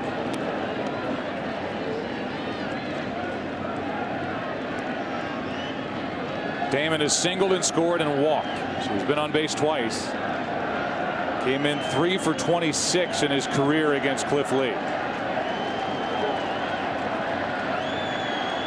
The 1-1. Shattered bat, and a grounder is a fair ball, and in to score is Hinske to make it 6-2. Very good base running by Eric Hinske. Delaying, and the minute Howard turned toward first base, Eric came home. Howard thought this ball was going to go foul, but it was very much a fair ball. And the minute he turned toward first base, Hinske came in. Watch him trickle into your screen, stopping. Now the minute he turns, Hinske scores. And really his initial look was down to second base. Yeah, right. That ball started foul, came back. Jeter had to get out of the way of the barrel of the bat. And it's an RBI for Johnny Damon in a 4-run game. Now a runner at second, Jeter, 2 out for Teixeira.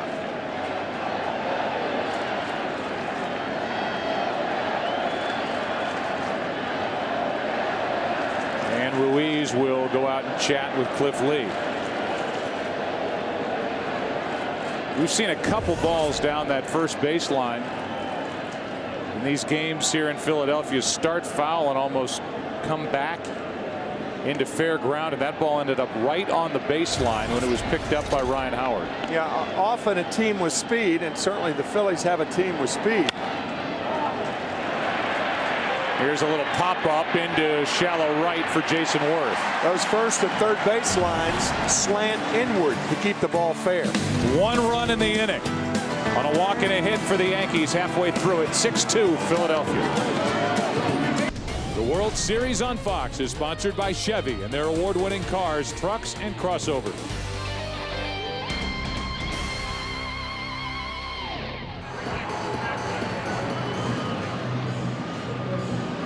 Game number 5 goes into the bottom of the 5th. Jorge Posada, who pinch hit, is in the game catching. No surprise. And the new pitcher is Alfredo Aceves,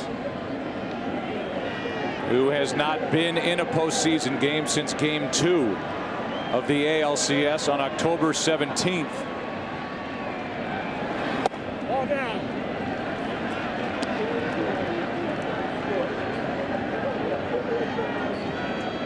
Actually made that appearance in Game 3, the 19th, 2 nights later, and that was the controversial move for Aceves. So it's been a while. He came on to relieve David Robertson in that game. Robertson had picked up the first 2 outs of the inning. Aceves came in and gave up a hit to Howie Kendrick and a game-ending RBI double to Jeff Mathis. He was the loser in that game and has not been seen since in a ball game this postseason for New York, but pressed into duty in the 5th. Dealing with Jason Worth with a 1-1 count. And Aceves wants to talk to Posada. Bottom of the 5th inning, 6-2. Philadelphia leads it. Get ready, television's #1 show returns. Millions dream, thousands audition, but only one will become the next American Idol. A spectacular new season begins this January on Fox.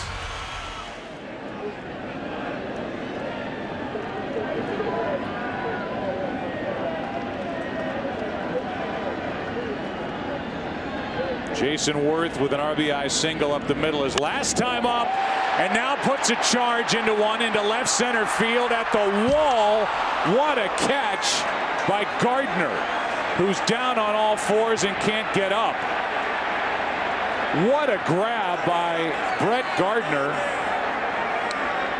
And he hit that wall hard at full steam. The Yankees have already lost Cabrera.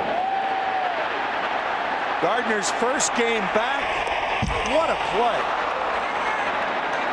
Slamming that right shoulder into the fence. Brett Gardner was on the disabled list with a broken left thumb for 6 weeks. Not really knowing how close he is to the wall, makes the catch, slams into the padding. He got a visit from trainer and Joe Girardi. And Steve Donahue.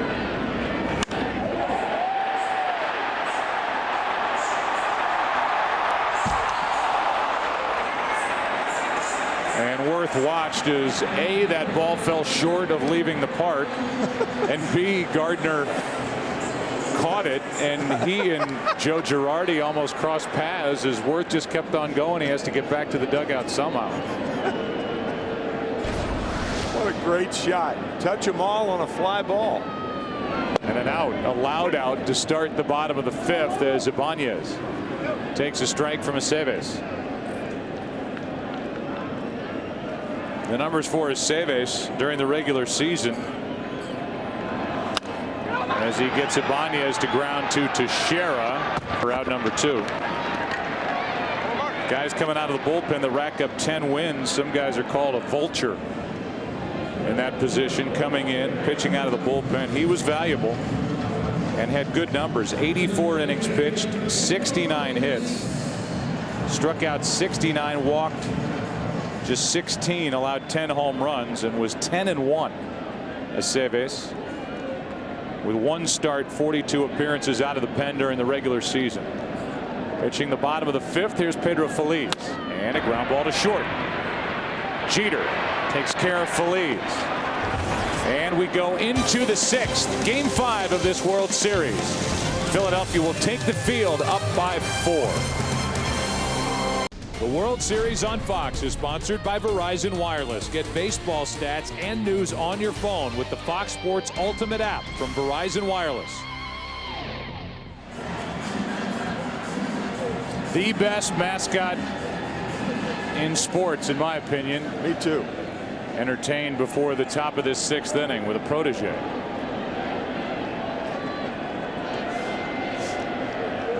And as we go to the 6th inning, it's a 6-2 Philadelphia lead.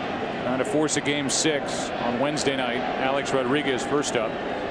RBI double, his first time fly to center in the 3rd. And Lee brings it. Strike 1. Cliff Lee in his career has never blown a 5-run lead. Right now it's a 4-run lead, but it was 5. He is 41-0 in his career when leading by 5 or more runs. 0-2.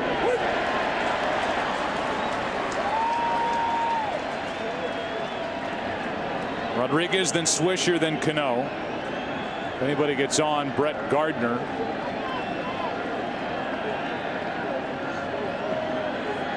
On this chilly but precipitation-free night in Philadelphia, and a pop-up into right with Jason Worth.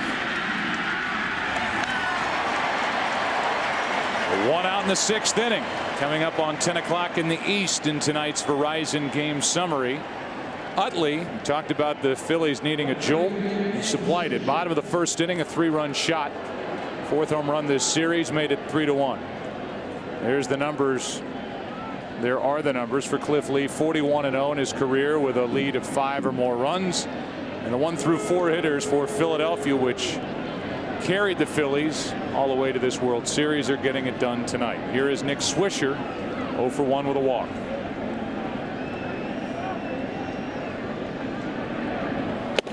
Lee fires a strike. Nick batting in the 5-hole behind Alex Rodriguez, and it's interesting to note that he homered for the Yankees in 7 different lineup positions. Shows you his flexibility. And the majority of his home runs have come on the road this year. Most road home runs in the American League with 22. If you include the one he hit here 2 nights ago. And 22 of his 30 have come away from Yankee Stadium, which surrendered the most home runs across the big leagues in 09. Counts 0-2. There's a difference home and road for Swisher. First year with the Yankees. After a trade with the White Sox, brought him to New York. Ball 1.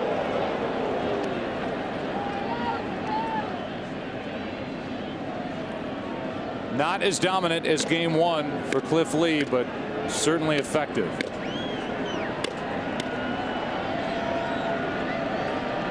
A 1-2. 2-2.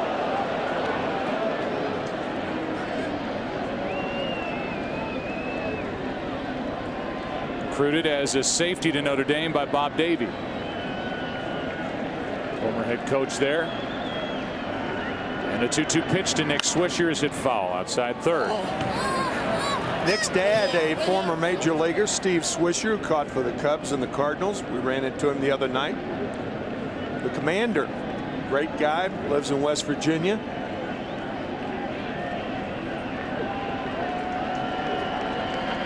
His son Nick waits for a 2-2 and hits it in the air to left center field. Back is Victorino for out number 2. Ball is not carrying to left center. Jason Worth knows that after the ball he hit to start the bottom of the 5th. We look ahead. If there is a game 6, it will be on Wednesday night from Yankee Stadium. We know that the Yankees will start Andy Pettitte, at least we believe so. We're on the air at 7:30 Eastern Time, 4:30 Pacific. The only way Pettitte would not get the ball in game 6 is if he told Girardi that something wasn't right. And Joe Girardi told us before the game that he wouldn't know until Pettitte got to the ballpark today, and probably wouldn't say anything on the record until tomorrow. Meanwhile, in the pregame press conference, Charlie Manuel, the manager for the Phillies, was asked, in the event that you win tonight, do you have a game 6 starter picked out already? Charlie Manuel said, yeah, we've got a starter picked out, but we've got to win the game first. Here's Cano with a base hit into center. It comes with 2 out.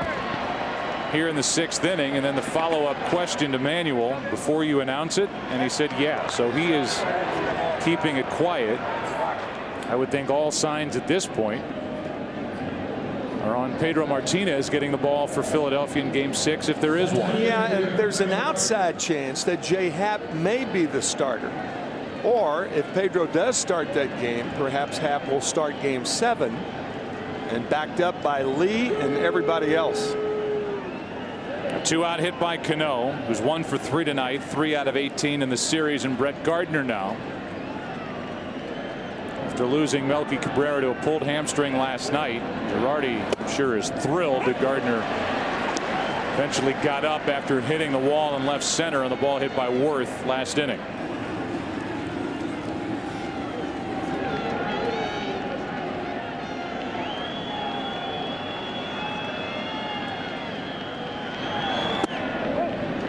One ball, one strike.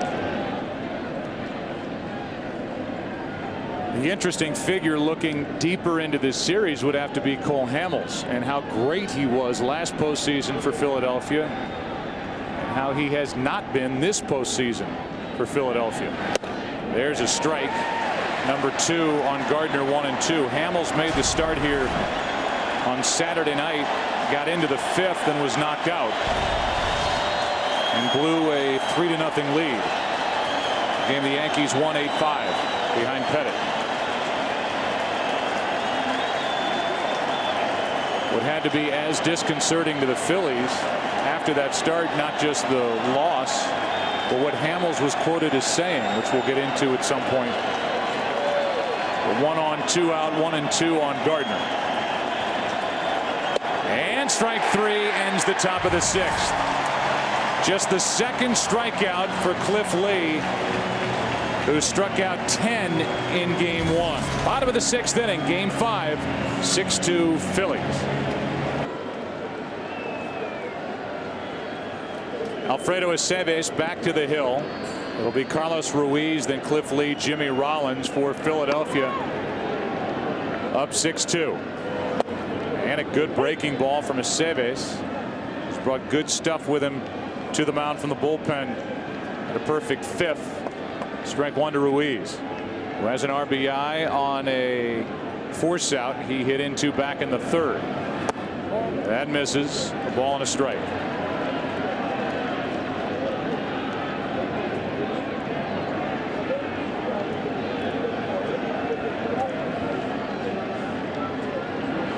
Line drive into right field, well hit. Swisher, a good jump, and the catch to his left. Here comes Cliff Lee. Cliff Lee, who has been dazzling so far this postseason for Philadelphia.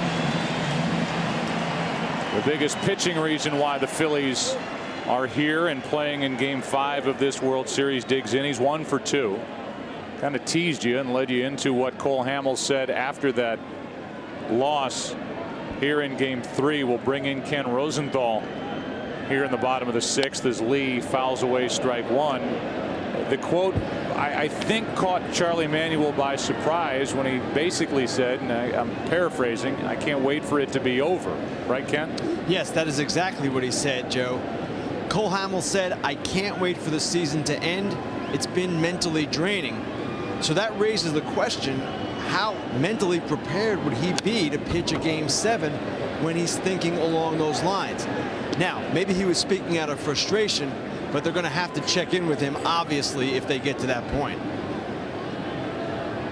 He would be in line for the baseball in Game 7 if this series got there. Cliff Lee strikes out, and 5 straight retired by Aceves, and Lee gets a nice hand going back to the dugout. We asked Charlie about those comments the other day, and Charlie said, you know, I don't know what he meant by those words, and I'll have to talk to him to find out. And we haven't talked to him about that since. Well, we will.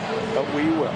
If we get the chance, if this series moves back to New York. Here's Jimmy Rollins, 2 out, nobody on. Rollins singled and scored in the 1st, and that single got it going for Philadelphia, down 1-0. A big shot by Utley, a 3-run home run. make it 3-1 after 1 inning. And 3 runs in the 3rd, chasing A.J. Burnett. Yankees got a run in the 5th, and it's 6-2. First pitch of ball to Rollins.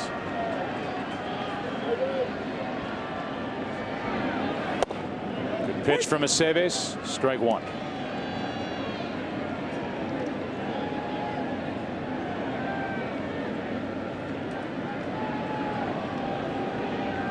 Bottom of the 6th. The Yankees in the 7th will have Posada, then a pinch hitter. Remember, Matsui is on the bench, as is Hairston and Ramiro Pena, and then Derek Jeter against Cliff Lee. Here's a 2-1. Off the end of the bat and into center. Second hit of the night, 3rd time on base for Jimmy Rollins. Like a billiard shot to center field, eluding Cano.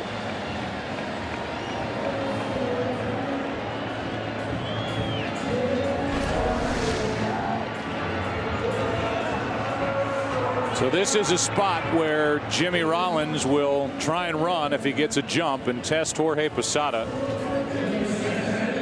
who threw out 22% of potential base stealers during the season.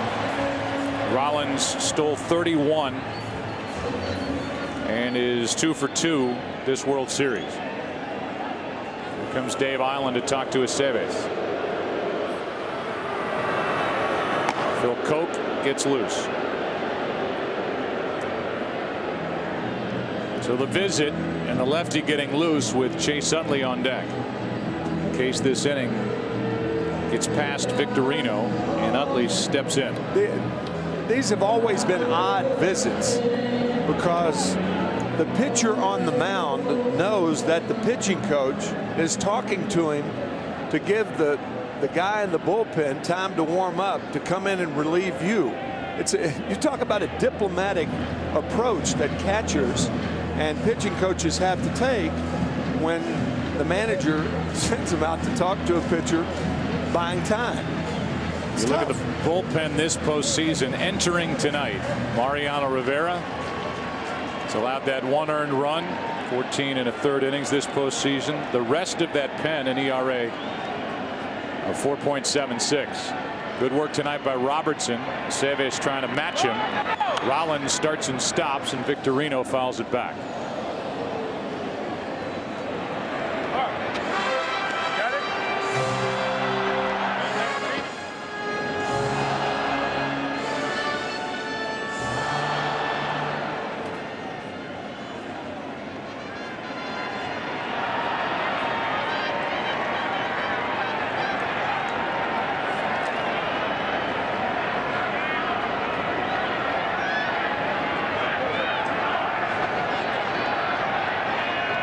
Victorino hit by a pitch. He scored a run. He's popped up, grounded out, takes a pitch in the dirt.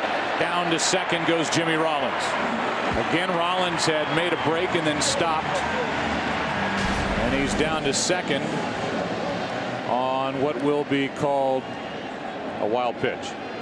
Ball kind of crawling up the mitt, the chest protector and the mask of Posada as Rollins goes to second base on the wild pitch. 1-1 on Victorino, trying to give the Phillies their 5-run lead back. Off the end of the bat, Jeter charges, gets a big hop, and just got him at first. Inning over. Into the 7th, game 5. As they make some cheesesteaks here in Philadelphia, with the Phillies leading 6-2. Back after this from your local Fox station.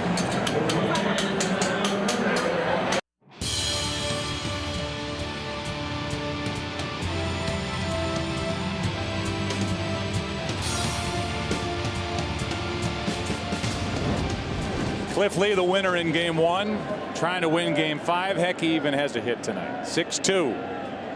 The Phillies lead as we go to the 7th inning, and Jorge Posada is first up, and a swinging strike on a fastball. Posada, then Hairston, who right now is in the on-deck circle, And while they meet on the mound, we get to say hello back to you again here in Game 5. And as I said last inning, not as dominant, but certainly as effective for Philadelphia with Cliff Lee. Well, he has shown so many looks, Joe.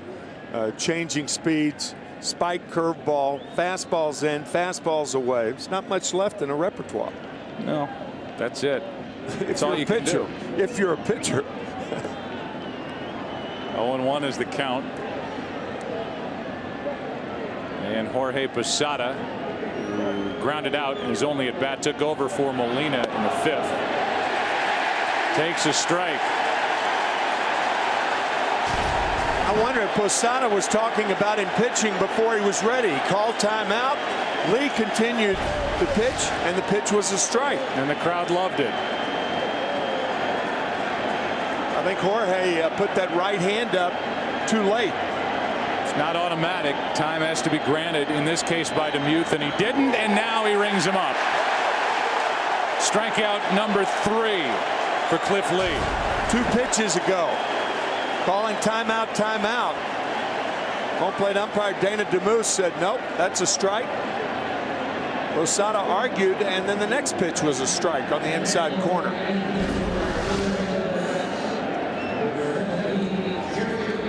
And with 1 out, nobody on, here is Jerry Hairston Jr. He's made a start in this series.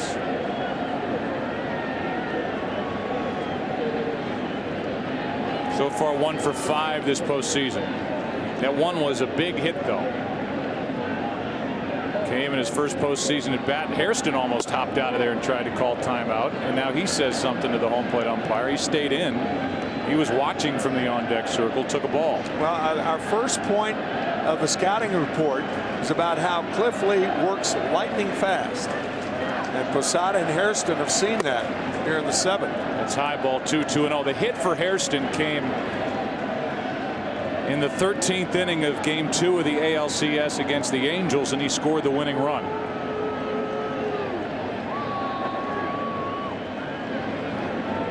The 2-0 pitch is over but low, 3-0.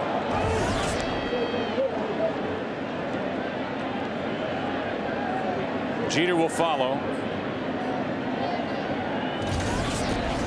The Yankees are left with 2 position players on their bench. There's a strike. Hideki Matsui will be back in that lineup if there is a Game 6 at Yankee Stadium, and Ramiro Pena was just activated when the Yankees took Melky Cabrera and his bad hamstring off the active list. Here's a 3-1 to Jerry Hairston. He's swinging and he pops it up into shallow left center for Victorino. 2 out.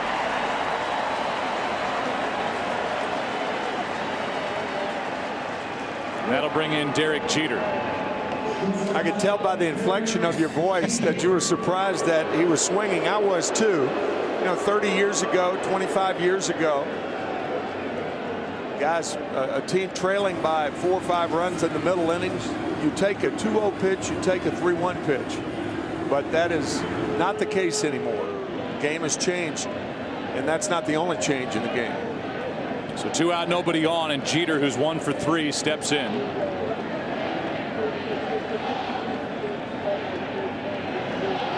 And a strike. Mariano Rivera is in the dugout at this point. As opposed to out in the bullpen as Phil Koch continues to get loose.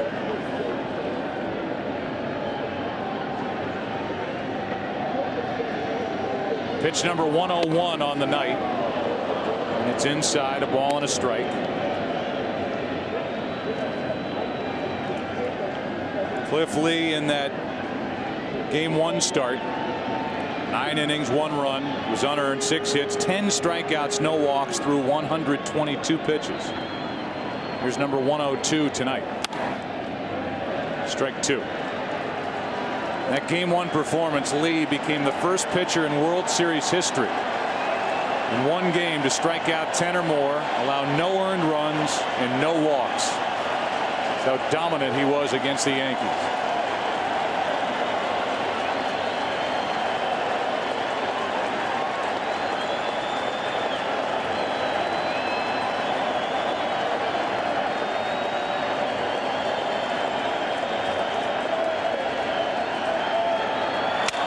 shattered bat, dangerous as it heads into the seats. Hopefully everybody's okay, and a pop-up ends the inning.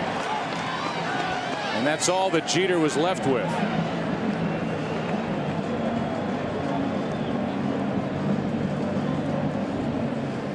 And some of the flavor of Citizens Bank Park here in Game 5. Get your hot cotton candy here. The World Series is sponsored by Warner Brothers Pictures' Ninja Assassin in theaters everywhere Wednesday, November 25th. By McDonald's. And by Chevy and their award-winning cars, trucks, and crossovers. We go back in time to 1950. The Phillies were National League champions in the Fall Classic, taking on the Yankees, who were in the midst of an incredible run. They were the American League champions, and we take you to Game 2 at Shibe Park. And it was Joe DiMaggio's 10th inning home run off Robin Roberts, the difference in that game. It was a 4-game sweep. In Game 4 at Yankee Stadium, Yogi Berra homered off Jim Constante, the palm baller. And then it was Allie Reynolds in relief of rookie Whitey Ford, striking out Stan Lapata for the final out. And it was a 4-game sweep for the Yankees over the Phillies. And who threw out the first pitch here tonight? Robin Roberts in the foreground. In the background, Jim Bunning, Senator Jim Bunning from Kentucky. Robin tells a beautiful story of elegance, class, and dignity. The Phillies won the pennant that year as Phil Koch is in for the Yankees, 6-2 ball game. But the Phillies won the pennant on a 3-run home run by Dick Sisler in the 10th inning at Ebbets Field against the Dodgers. Had they lost that day, it would have been tied, and they would have played 2 out of 3 for the pennant. Here is Utley, strike one. After the game, the man who broke the color barrier, Jackie Robinson, 3 years earlier, came in the clubhouse and shook the hands of the 25 white players who were going to the World Series and played 25 white players. There were 11 African Americans in baseball after the 1950 season, but just think about how compassionate that was. And Robbie is never forgotten. Utley leading off in the bottom of the 7th.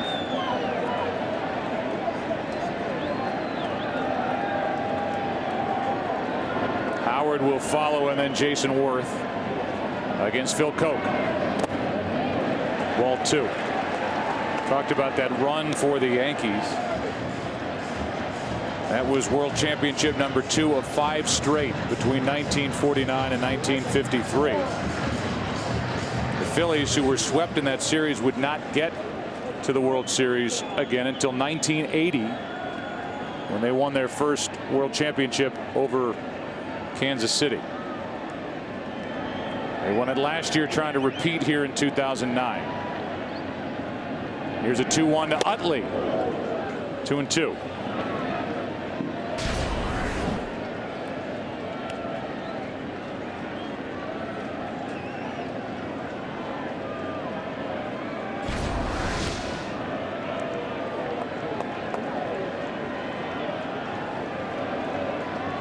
Phil Koch is the 4th pitcher of the night for the Yankees. Burnett lasted 2+. Robertson 2 shutout innings. The same for Aceves. A 2-2. Full count.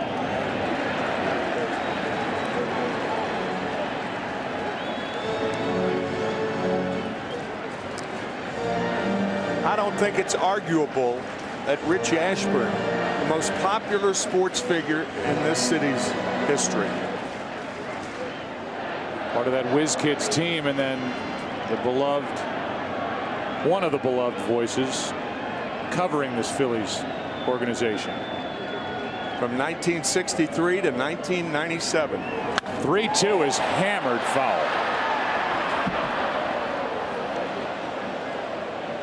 You were a former broadcast partner of Richie Ashburn, who had what a an character. unbelievable sense of humor. Unbelievable. 2-time batting champion, 4-time All-Star. And there's that run as a Phillies broadcaster from 63 to 97 and a Hall of Famer. Just smile thinking about him. Another 3-2 to Utley. And a shot into right. How about this series for Utley? Another home run. Second of the night. He ties Reggie Jackson for most in one World Series, and he makes it 7-2.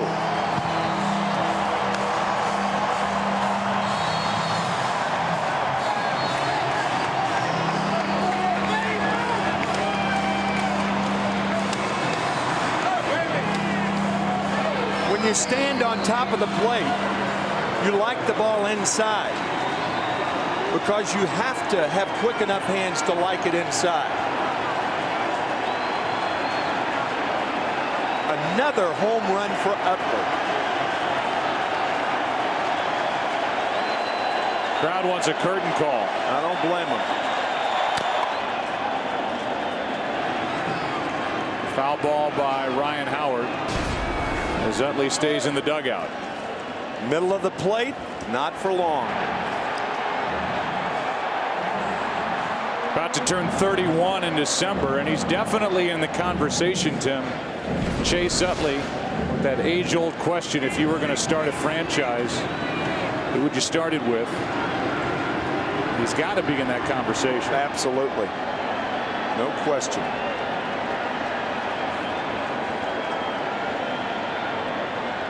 The 0-1. Good swing by Howard. One of the better cuts he's taken in this World Series. It's 0-2.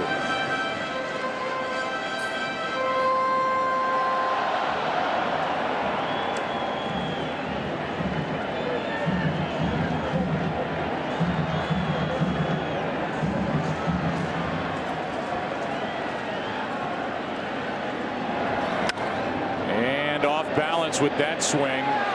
Alex Rodriguez is out of room. It's out of play. We talked about it during game 1. The Chase Utley, it's kind of a new stat that's in vogue. OPS, on base percentage plus slugging percentage.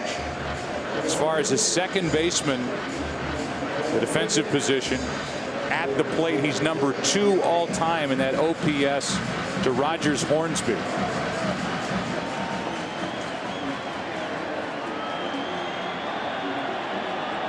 Fastball up. An 0-2 pitch. And it's up and out of the strike zone, ball 1.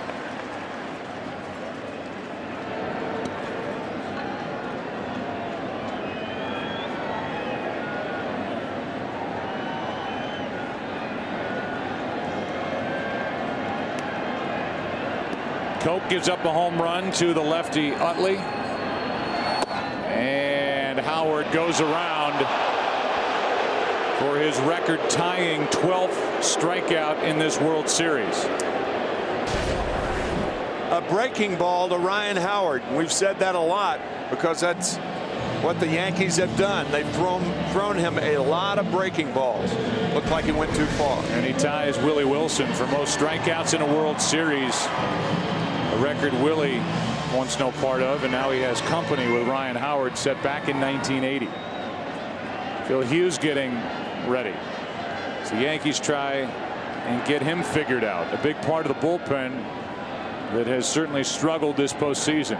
Phil Hughes. There's ball 1 up and into Jason Worth, who's 1 for 3 with an RBI single and a run scored in a 3-run third inning.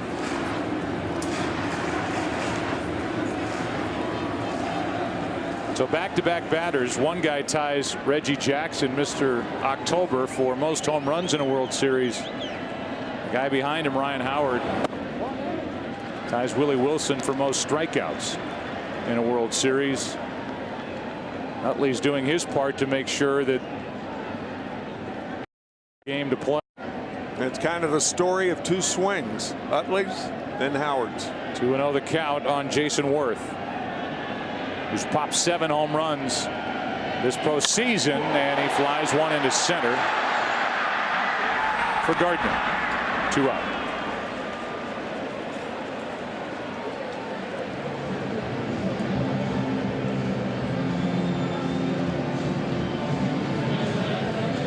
Here's Ibanez. 1 for 3 in RBI single as well back in that 3-run third. He's hit the ball hard 3 times tonight. Now deals with the left-hander Phil Koch.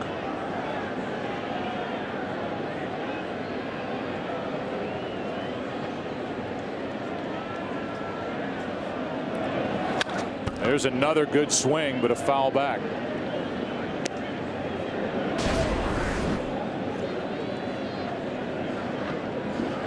He doesn't leave much behind when he cuts it loose. He may have a tear in a muscle in his abdomen, but he doesn't swing like it.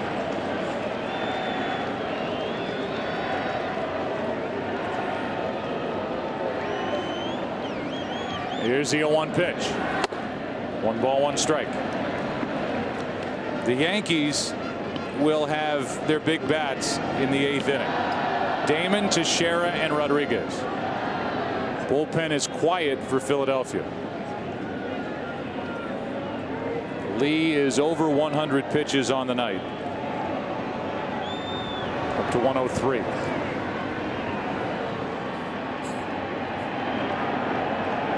Here's the 1-1. Straightens up Ibanez. Ball 2.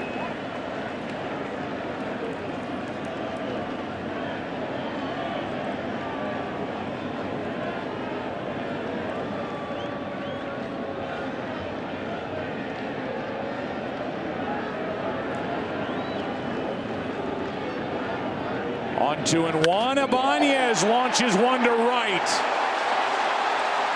Get out the tape measure. That makes it 8-2. Off the billboard over the seats in right center. And the Phillies have their biggest lead of the night thanks to 2 7th-inning home runs. And that's it for Phil Koch. And that billboard in right center field says, drive them out of here. And that's what Ibanez did. 420 feet. Phillies are having fun tonight, teeing off on Koch in the 7th. Their biggest lead at 6. Pitching change for New York. 5 home runs this World Series for Chase Utley. First 3 against Sabathia, then 2 tonight. 1 off Burnett, 1 off Phil Koch to tie Reggie Jackson for the most in a World Series. 8-2 as Ibanez followed with a shot off Phil Koch, and now Phil Hughes, who's trying to get his pitching stuff back in order. 2 out, nobody on, and a fastball's in for a strike to Feliz, who's 0 for 3. Even with the Yankees trailing 8-2, Joe Girardi trying to get something positive to take back to New York if they lose this game.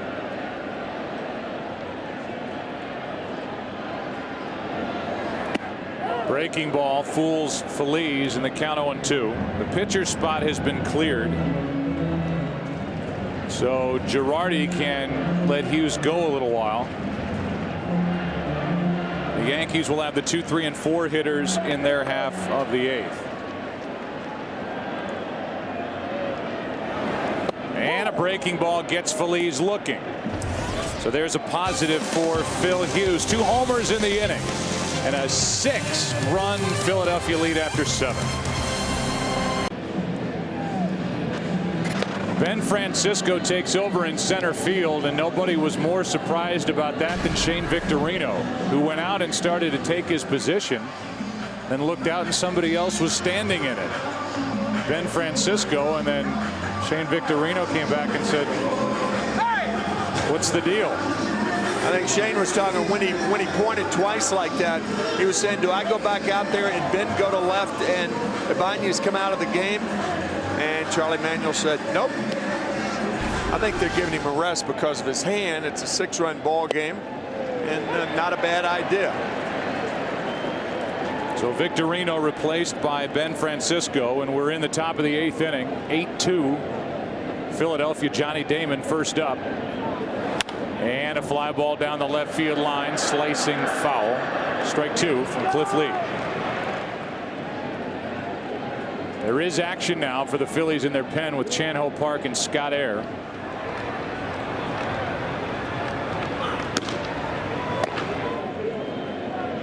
Johnny Damon has a single run scored, a walk, and an RBI groundout. Set up here at 0-2. And a breaking ball misses, ball 1.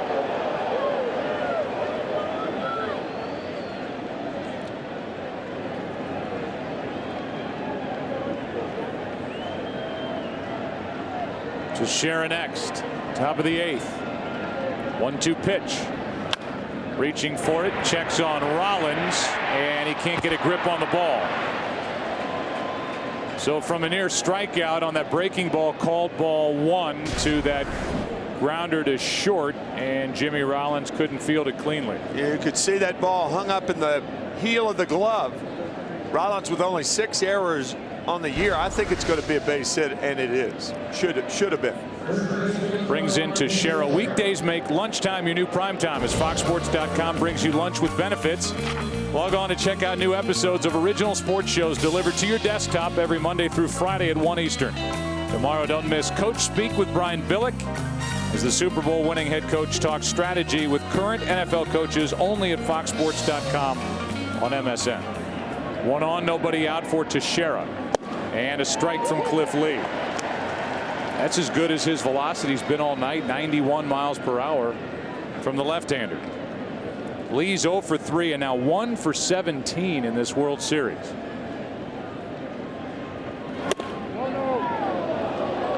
1-1. Cliff Lee, like CC Sabathia, looks like they could throw 15 innings if necessary.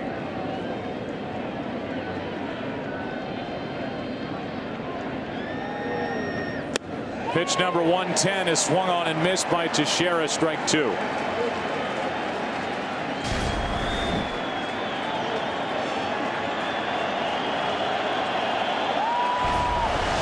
Pretty good life with that fastball here in the 8th.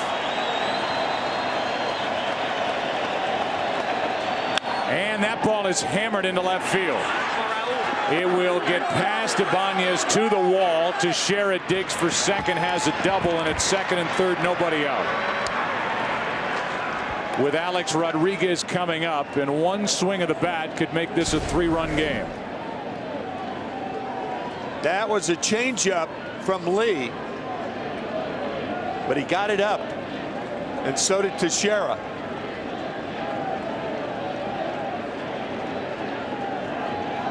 Rich Doobie, the pitching coach, jogs out to talk to Cliff Lee. And Rodriguez, who's 1 for 3 with an RBI double. He's fly to center, fly to right. Will be at the plate.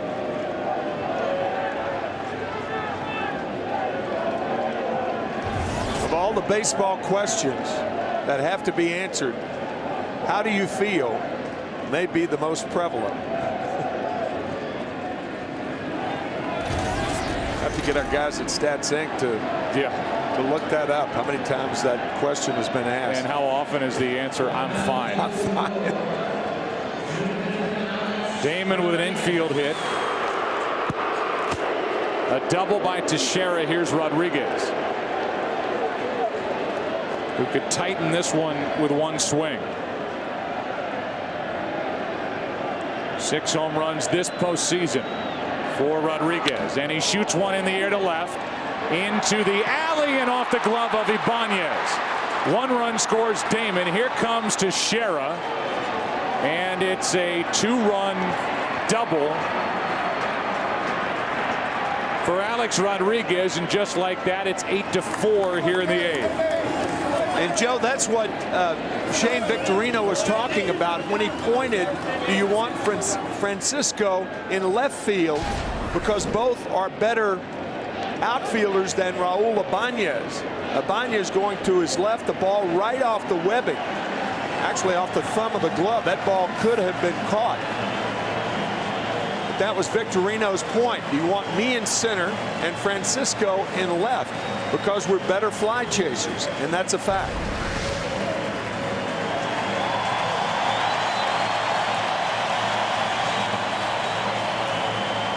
.112 pitches on the night, chased by the 2-run double by Rodriguez. Pitching change here in the 8th. Chan-Ho Park takes over with a runner at second, nobody out. 2 runs are home in an 8-4 game, and those 2 home runs that were hit in the bottom of the 7th, one by Utley, one by Ibanez, loom large now for Philadelphia as they lead by 4. Facing elimination here tonight, and Nick Swisher is first up against Park. Remember, Hideki Matsui is left on that bench for Joe Girardi. Strike 1 to Swisher. Thought it was outside. It's strike 1. Swisher tonight 0 for 2 with a walk. That was against Cliff Lee, who threw 112 pitches. If he gets a decision, can only get the win here in game 5. 1 ball, 1 strike from Park. Park worked an inning last night, walked 1, struck out 1.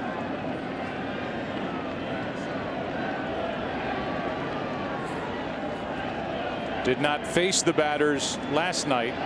He will deal with here tonight. Worked his inning predominantly against the top of the lineup for the Yankees. Here's the 1-1. Park took something off, strike 2. Rich Doobie, the pitching coach of the Phillies, really believes in the changeup, and a lot of Phillies pitchers throw that. Cliff Lee does. Ryan Madsen, Chad Durbin. He does not, however, believe in the split finger fastball. He thinks the changeup is superior.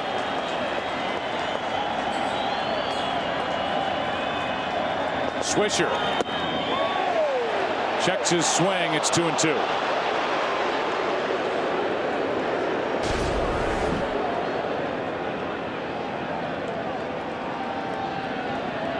Awful close, no swing, said Jeff Nelson, the third base umpire.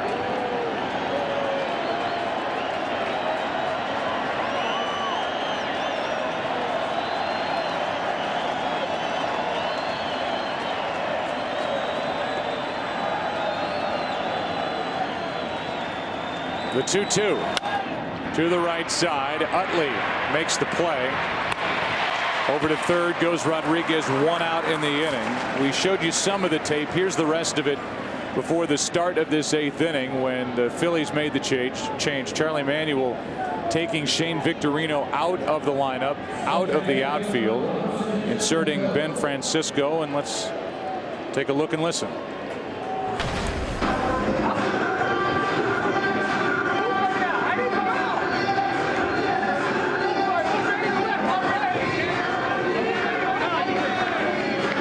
See Victorino pleading, saying, move Ben to left. I'll play. I'll stay in center. Ibanez stayed in the game and left and had a ball go off his glove, hit by Rodriguez for a 2-run double. And now Cano with Ruiz going to the mound to talk to Chan-Ho Park. Emotion is such a key to the game of Shane Victorino. Yeah, you're right. And you can see him just coming up to Charlie Manuel with those wide eyes, shocked that he was coming out of this game 5 with his team facing elimination. Charlie Manuel wanting to give him the rest of this night off. I've already x-rayed that right hand to see if there's a break in it from when he was hit by A.J. Burnett in the first. So he's finished tonight.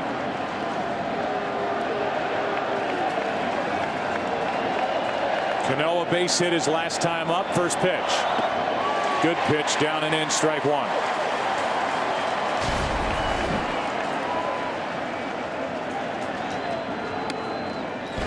Good changeup from Park.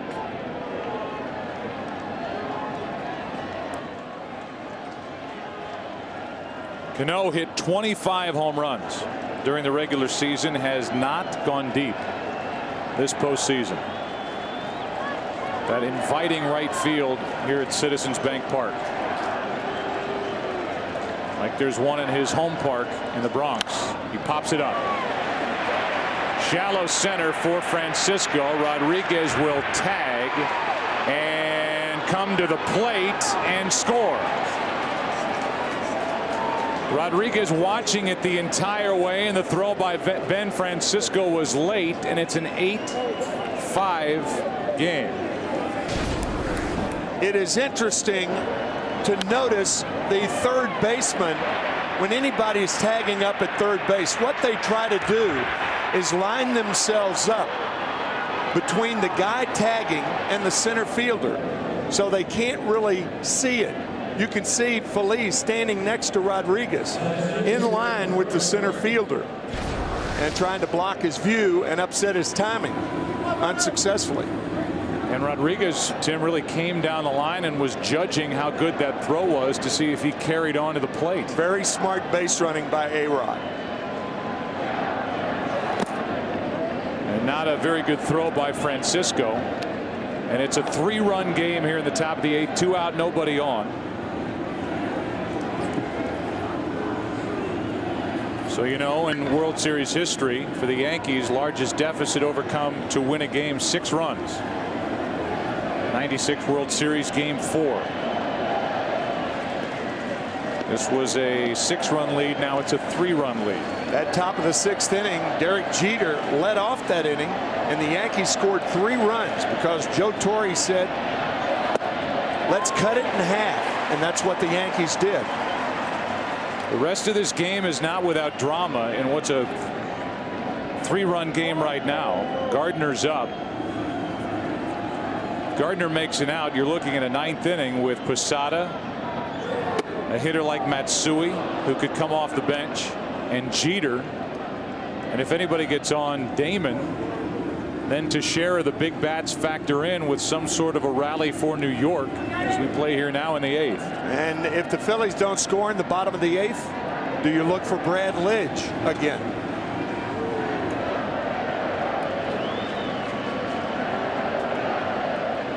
Gardner tonight is 0 for 3 with a strikeout and 2 groundouts.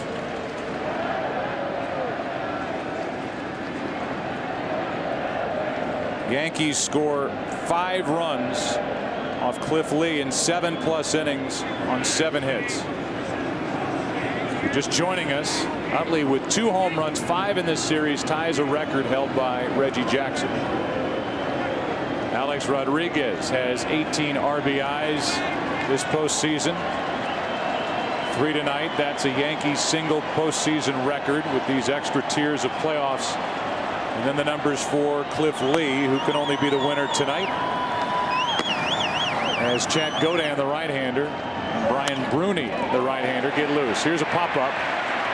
Out behind second for Rollins. Good work by Chan Ho Park. Bottom of the 8th. Phillies bat now leading by 3.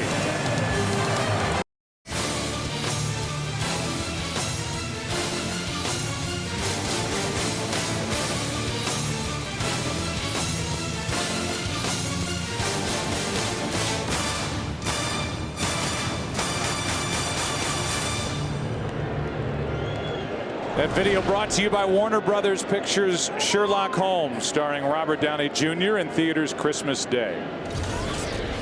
As Ruiz leads off against Phil Hughes and looks at a breaking ball for strike 1. It'll be Ruiz, then a pinch hitter, Matt Stairs, and then Jimmy Rollins. And the Phillies will have to go deeper into their bullpen for the end of this one. Park did a nice job. 1 perfect inning. Lee 7+ innings, 5 runs on 7 hits, but in line for the win. 8-5, bottom of the 8th. Now Rivera has changed his location from the dugout to the bullpen. In the 0-2. Breaking ball grounded up the middle. Ruiz has another World Series hit. His 10th. over the last 2 years. Now 10 out of 32. And the leadoff man is on, and Stairs will indeed bat with nobody out. Yeah, Charlie Manuel has 2 ways to go. You could put Eric Bruntlett up there to bunt. Bunt Ruiz to second base, play for 1 run. But Charlie's thinking, Charlie is a hitter at heart, period.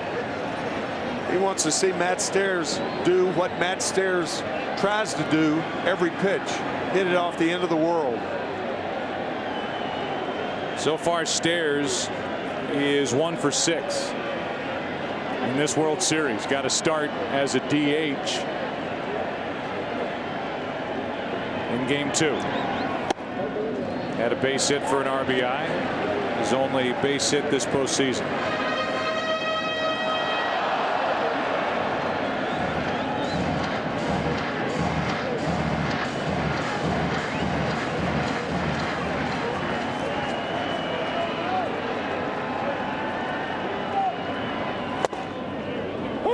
One ball, one strike. Good fastball from Phil Hughes.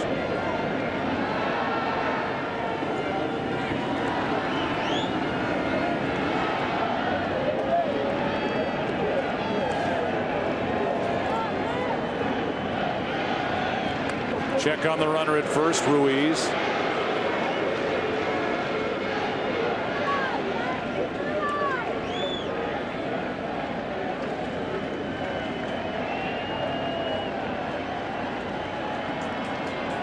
Stairs, the oldest player that the Phillies can send up there on their active roster. Oldest player in this World Series, up on the count here, 2-1. Matt Stairs plays in 2 hockey leagues in Bangor, Maine. Called his buddies about a week ago and said, keep the ice cold, guys. I'll be up in a couple of weeks. 2-1 the count. And a strike. Born in February of 1968. Started his pro career in '89. Got to the big leagues first with Montreal in '92. And hitting here in the 8th inning of game 5 with his Phillies facing elimination up by 3. The 2-2. Ground ball. Cano gets it, flips it out over to first, out. Nicely turned. 2 out, nobody on. Rollins coming up. The World Series on Fox is sponsored by Walmart. Save money, live better. Walmart. By American Express. Don't take chances, take charge. And by AT&T. Your world delivered. With the bases empty, Jimmy Rollins steps in. He's been on base 3 times tonight with 2 hits, a walk, and a run scored. Interesting to see Ryan Madson getting loose. It is. Here's a ground ball to second. Right at Cano, and right into the 9th inning we go. The Phillies 3 defensive outs away from sending this World Series back to the Bronx, leading by 3 into the 9th.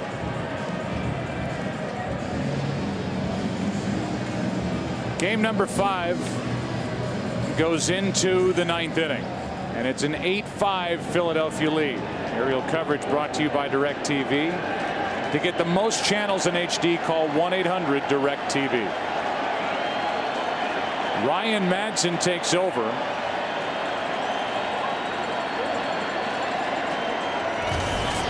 And not Brad Lidge, up by 3 runs, a save situation right now for the Phillies, and it's Madson. Lidge last night took the loss. And Madson fires strike 1 to Posada with Matsui on deck and then Jeter.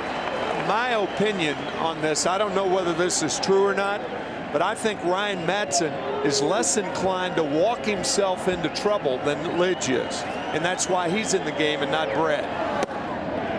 That drives Posada off the plate. Red Myers is getting loose, so Brad Lidge is not being considered right here in the 9th inning.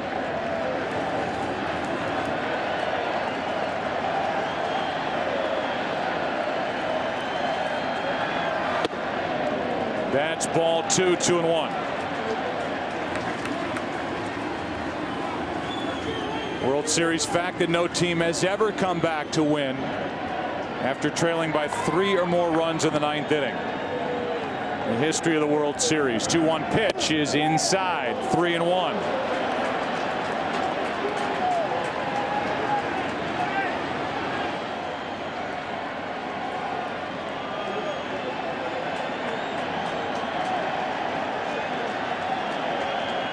The 3-1.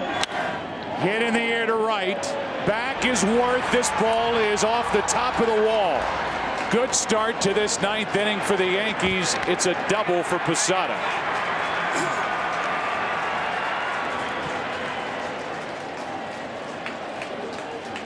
The one downside of that not issuing a walk is that on a 3-1 pitch, Ryan Madson properly throwing a fastball for a strike and making Posada hit to get on, and Jorge does. We went through the numbers last night, but Brad Lidge, who was perfect last year while the Phillies won the World Series over Tampa Bay, 48 for 48 all told, during the regular season had an ERA of 7.21. Lidge, worst among closers, and blew 11 saves. And he's standing in the bullpen watching Madsen deal with Hideki Matsui. The Yankees need one more base runner to have a chance. Ball 1 high.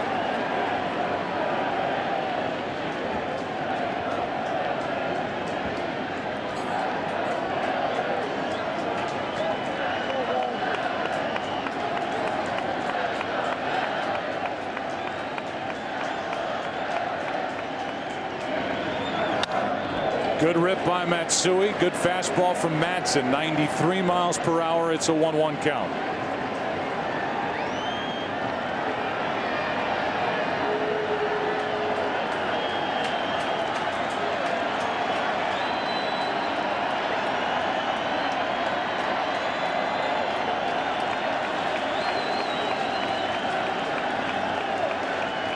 Here's a 1-1. Ball 2. The 57 Yankees came back to tie Game 4. The World Series. Lost that ball game. The Yankees did in 10 innings to the Milwaukee Braves. 2 balls and a strike. Runner at second, and a ground ball, base hit left field. Going to third is Posada, and now the tying run will come to the plate for the Yankees in the 9th inning, and the Yankees are back to the top of their lineup with Derek Jeter. I think what Joe Girardi could do now is pinch run Ramiro Pena, even though Matsui is not the tying run, but on a forced play at second base, it might be worth it here. Normally you don't do that unless the winning or tying run is on at first base. There's Pena, just added to the list today.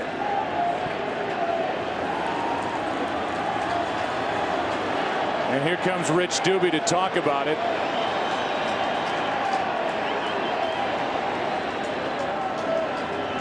As the tying run will come up, Derek Jeter here in the 9th inning.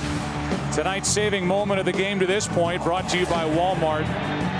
Save money, live better. Walmart needing a jump start in the first inning tonight. Chase Utley with a 3-run home run against A.J. Burnett. But that is a distant memory right now because the Phillies look into Derek Jeter, who is about to dig his way into the batter's box, representing the tying run against Ryan Madsen. And now there's more action for the Phillies in their bullpen,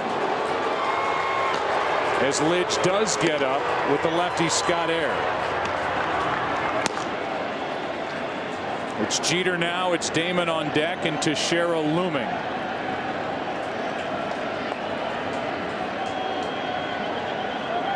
First and third, nobody out. Jeter takes a ball.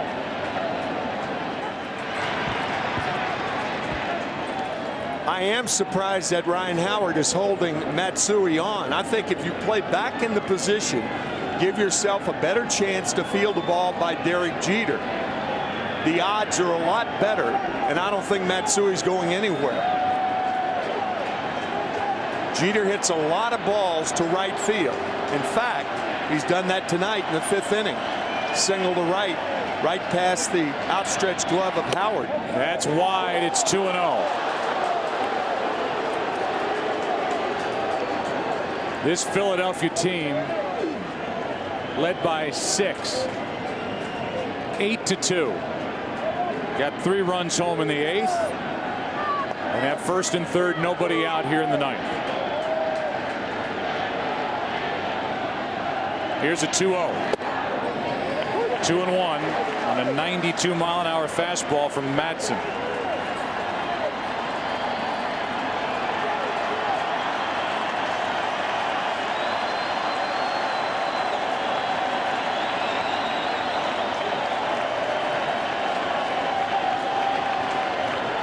In his 4th straight game of this World Series. Ground ball to short. Rollins flips out over to first. A big double play. A run scores, but 2 out in the 9th.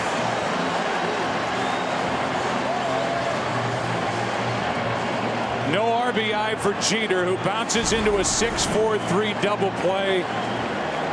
Well turned by Rollins and Utley. And the Phillies love that trade. 2 outs for 1 run here in the 9th inning. They'll take it in a second. Now Ruiz out to talk with the left-handed hitting Damon, who got it started in the 9th inning last night for New York with a base hit. Stole 2 bases, scored the winning run on a double by Alex Rodriguez.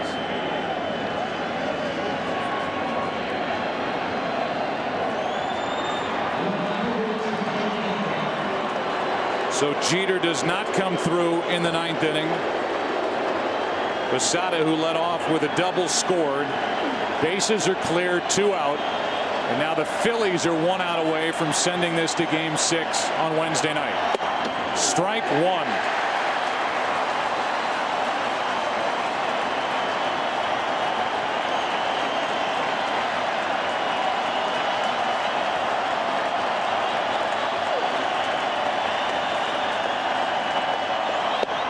Strike 2.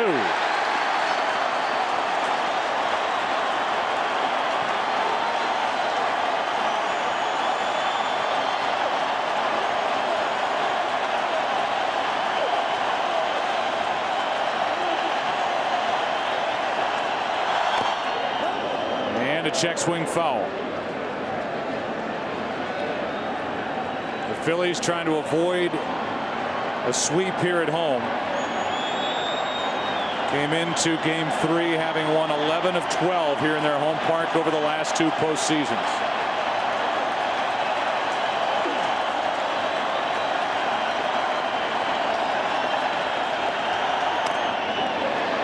Damon in that battle mode as he was last night against Brad Lidge. And now time called out in right field as Jason Worth is motioning in toward home plate. That something in the background is bothering Worth as he looks into home plate. 0-2 the count on Damon. 2 out. Phillies up 2. Ball 1.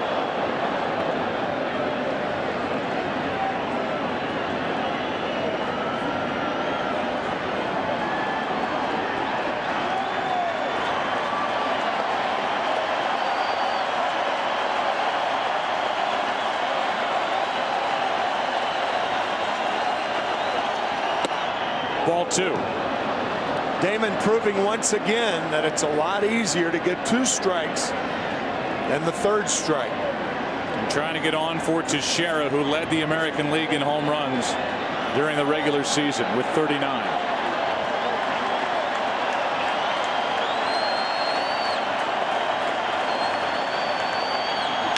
Ground ball up the middle. Damon keeps it going and brings the tying run to the plate.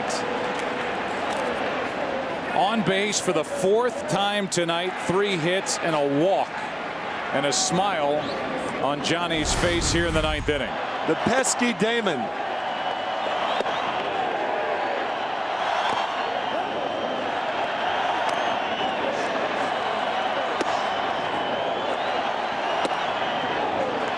And a hit.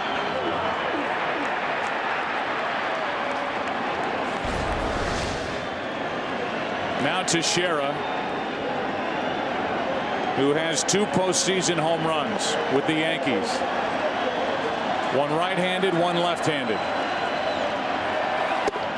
Takes a strike over the outside corner. Teixeira hit 39 home runs during the regular season, 30 of them batting left-handed. So Ayers stays in the bullpen and Madsen stays in the game.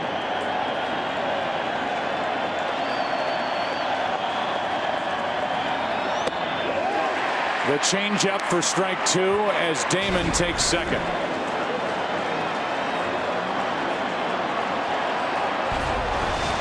No stolen base.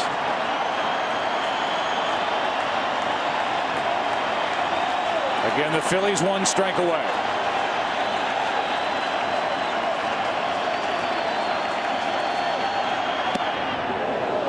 Wouldn't go after that changeup. Ball 1. Who's standing on deck? Alex Rodriguez, who won the game last night with a 2-out RBI double in the 9th inning, has 2 doubles tonight, 3 RBIs.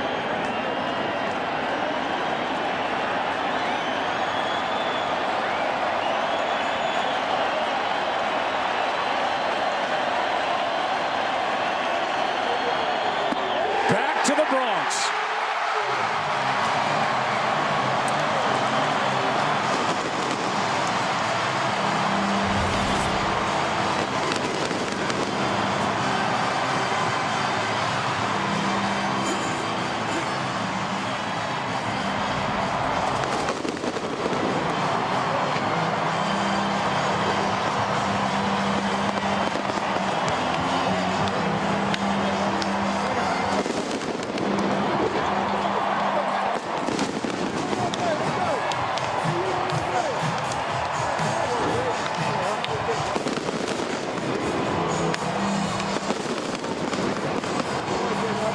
Cliff Lee gets the victory. He's 4-0 this postseason, 2-0 this World Series. And our American Express take charge player of the game is the starter and winner, Cliff Lee. Didn't have his great stuff tonight, but it was good enough. 7+, 5 runs, 7 hits, 3 walks, 3 strikeouts, 112 pitches. And he was good enough to get this World Series to Game 6 in New York. And we welcome you to the Chevy postgame show on Fox. And we go down to the field and Mark Grace. Hey, thanks so much, Joe. I'm down here with Jimmy Rollins, the captain of the ball club, the leader of the ball club. Hey, it was a hard-fought win. It was a tight one, but it was a win, and you had to do it. Yeah, we had to do it. You know, we didn't have a choice. It's either go home and watch football and college basketball or extend the season. Yeah, obviously Chase Utley with the big game, but you started out. You guys fell behind, and the crowd was silent, but you got the team going with the base hit in the first.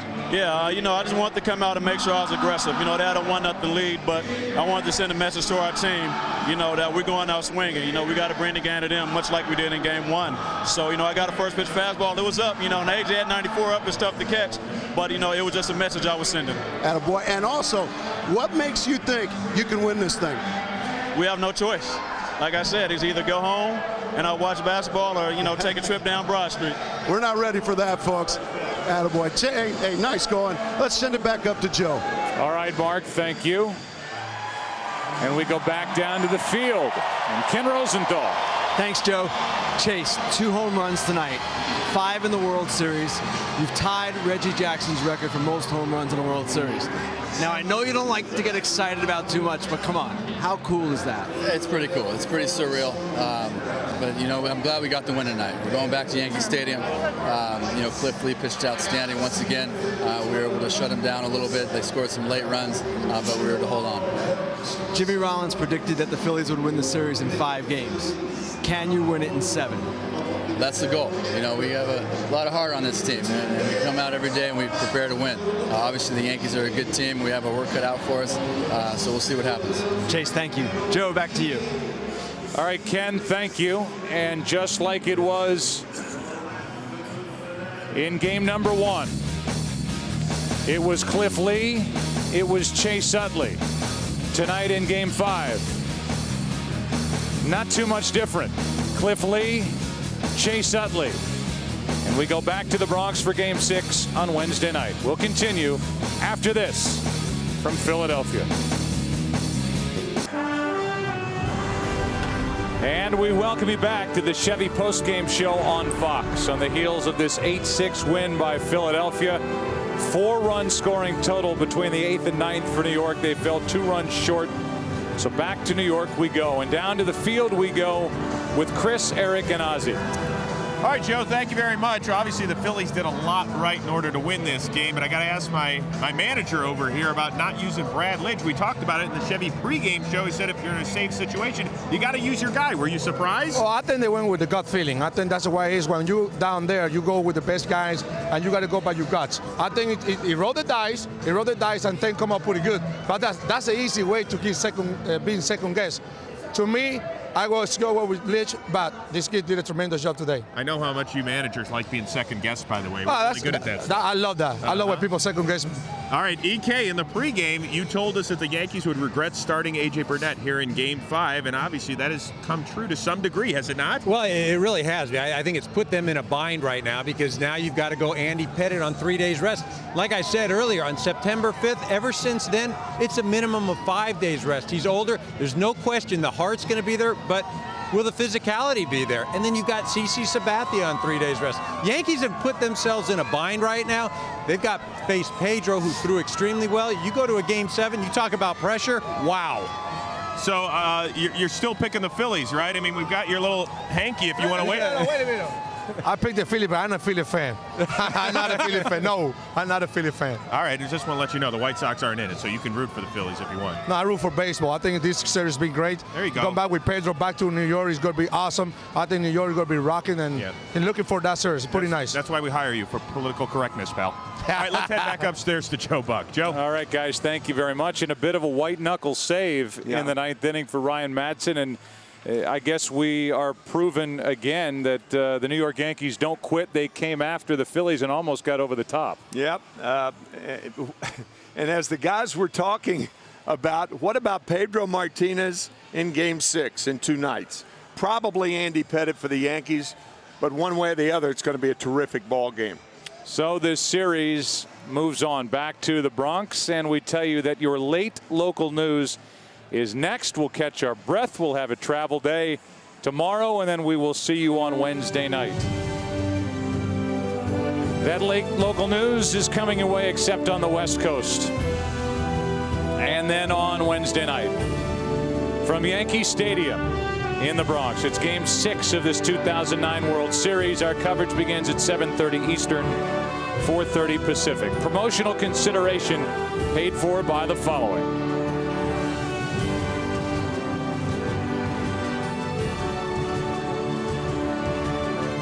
For more information on tonight's game and the latest in Major League Baseball news, log on to foxsports.com.